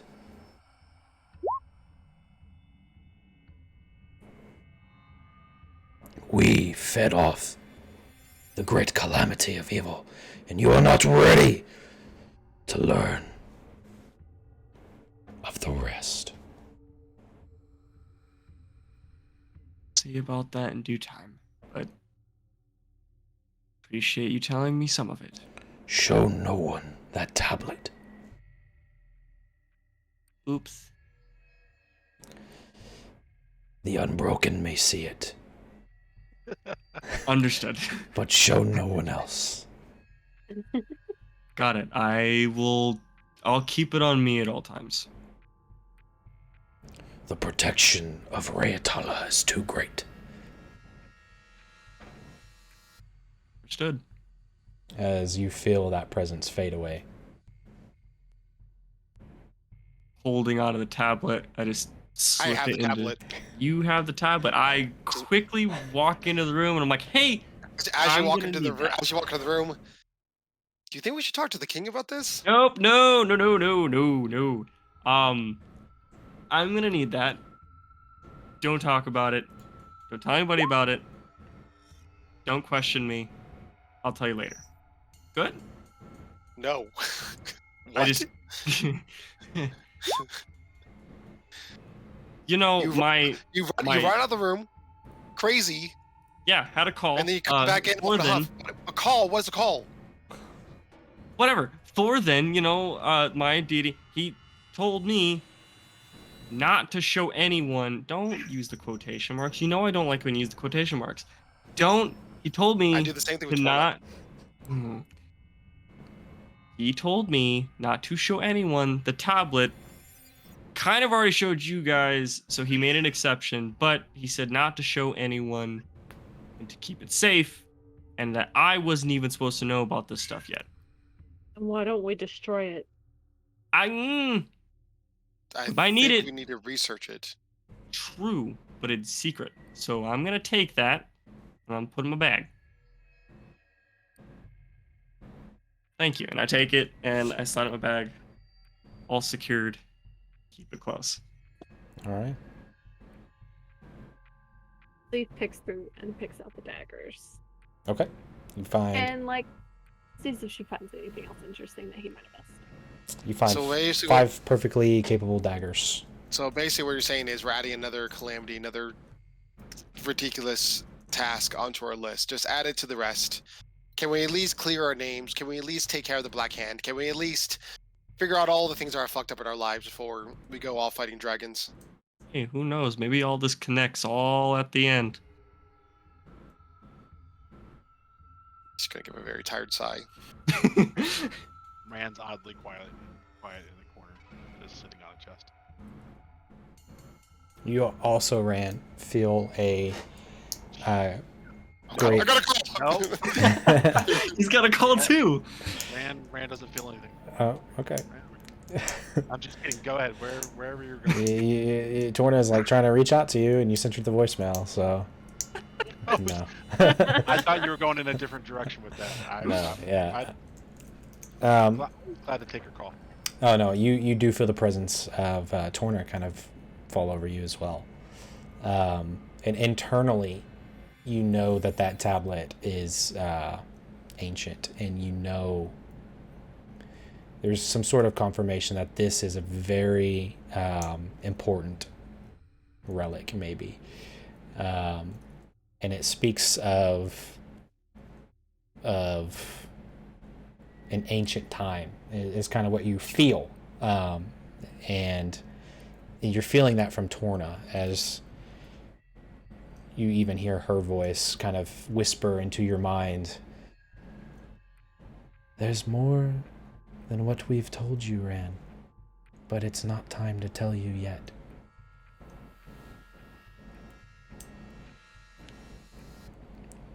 Rand just kind of thinks. I remain patient.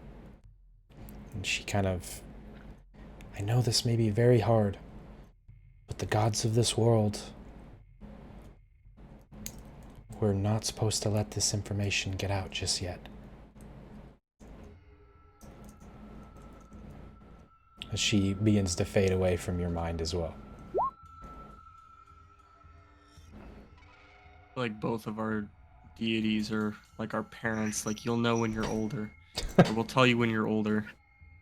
So while this was going on, Ram was ritual casting detect magic. Okay.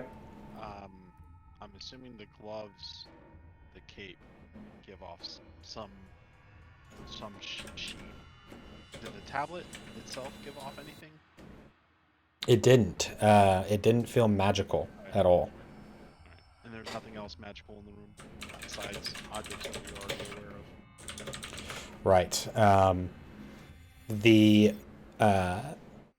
cape and the gauntlets obviously are pulling off a magic. But other than that, no, there doesn't seem to be any other magic in the room outside of your own inventory. Okay.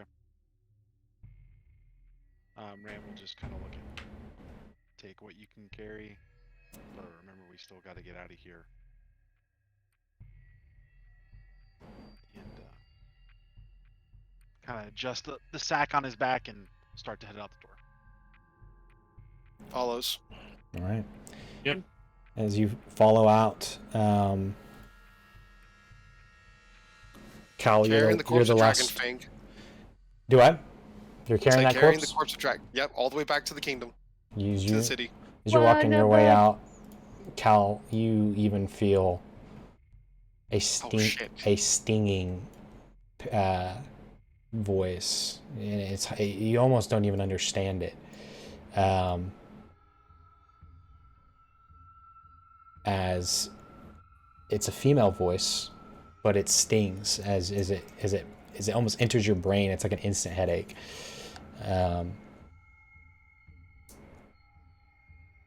You just kind of hear this this low to high pitched laugh that enters your mind. And you hear a voice. I'm going to be speaking to you a lot more, Caltair. Oh, like Altair will just he'll actually say this like out loud, kind of like mumbling more to himself. We'll see about that. Quickly vanishes from your mind. All right, who's next?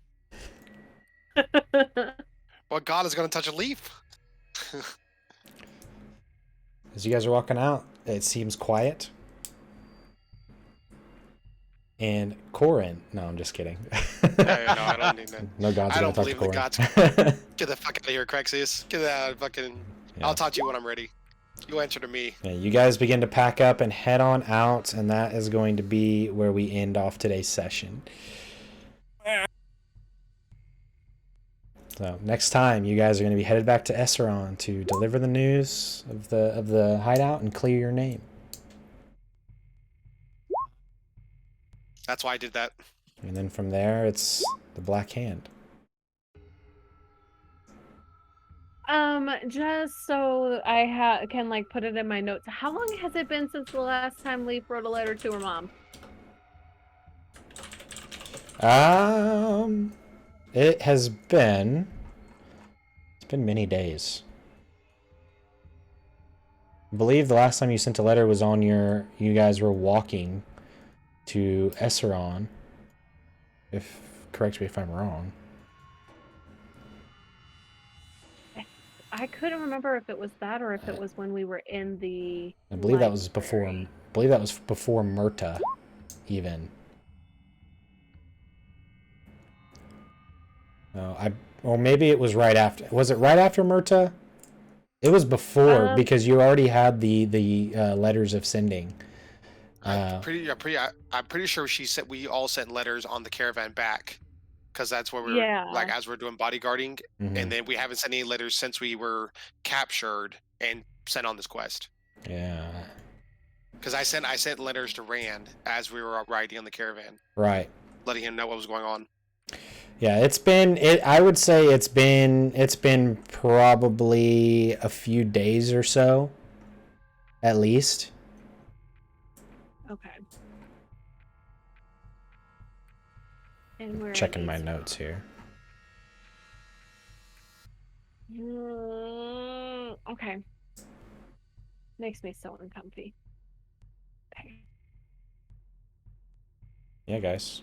There's lots of We finally did it.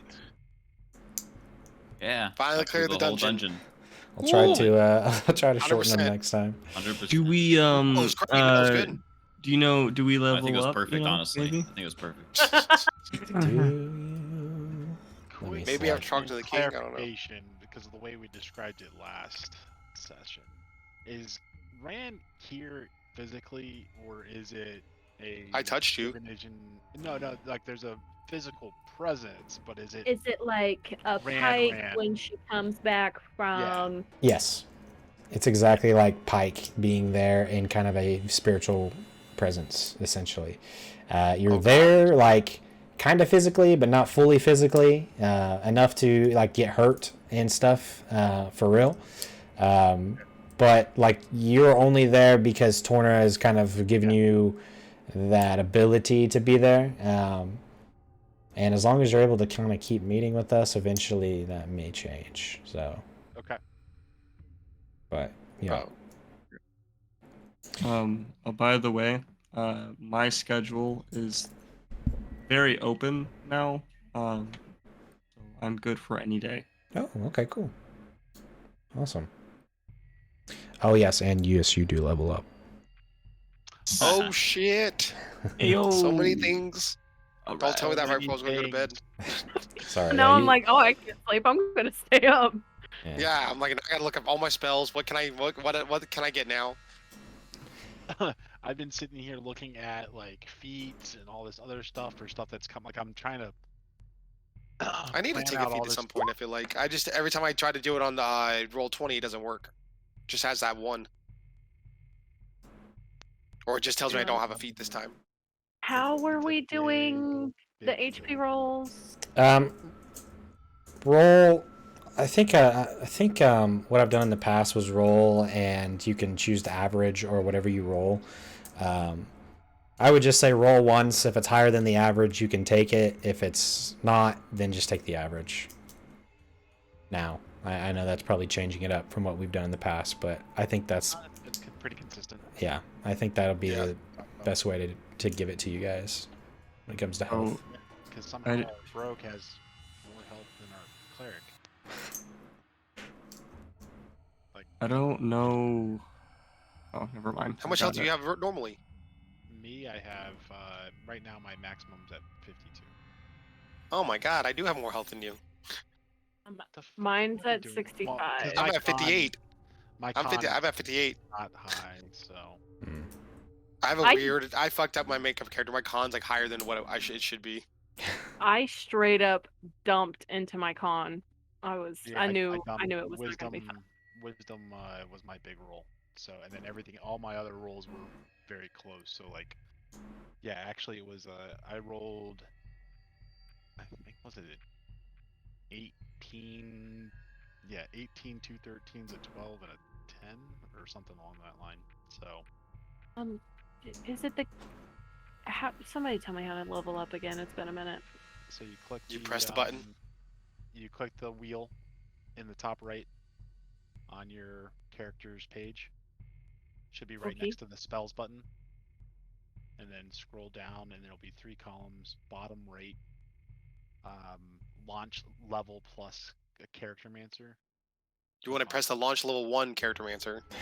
No, don't do that. I'm done. Do not do that. By the way, don't pick level 1. Don't do it. If you actually look at the main, like your character sheet, it should have this little red, like little anvil with the hammer on it, little red circle. It should be right next to class and level. Is that new? Yes, they updated that. If you click that, it takes you right to leveling up. Oh, Nice. I just did that, and it was pretty easy. sweet. That way you don't accidentally click the other one. The level 1. Yeah. But I'm now able to walk or run across vertical walls and across liquids. So. Wow, you are a spider. Yeah, I have the unarmored movement, so I can now run across water for up to 45 feet. So it's great. Wow, that's incredible. Mm-hmm. They have a real life Spider-Man, and like partly Jesus somehow. You can walk on water.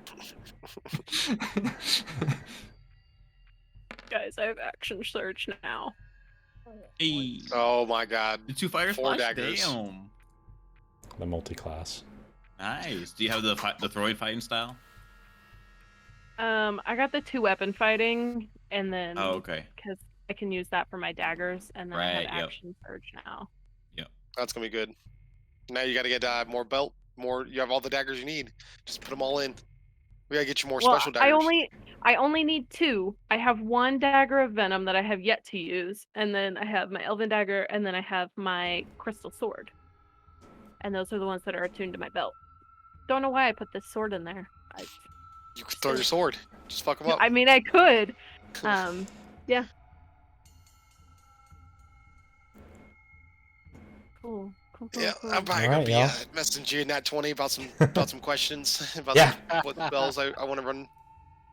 Yeah, if you guys have any questions on anything, feel free to reach out. As always, I try to be available. It's getting really exciting, I think, and yeah, we're gonna see what happens next. I would like to. So did you give Leaf that cloak? Yeah. Okay. She's gonna give the gauntlets to Freddy. That's what I was thinking too. Okay. I think that makes sense. Yeah. You get 2 I'm so special things in one. So. So you Wait, what is so But the we have ogre everything. Unlimited attack, psych.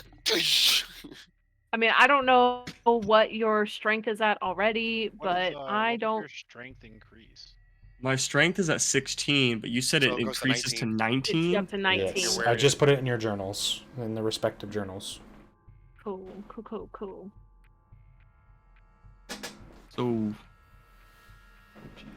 Essentially, they're like giant Hulk hands. When you put them on, they conform to your hands, and they are now these gauntlets. Now, the only thing is, I don't have a lot of. I'm trying to think, 'cause I don't have a lot of things that are strength based.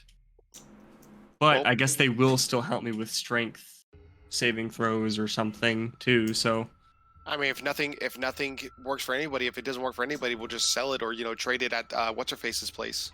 What does You your just make the strength most stat sense. increase? Do what? What does your strength stat increase besides your ability to lift? It's your athletics.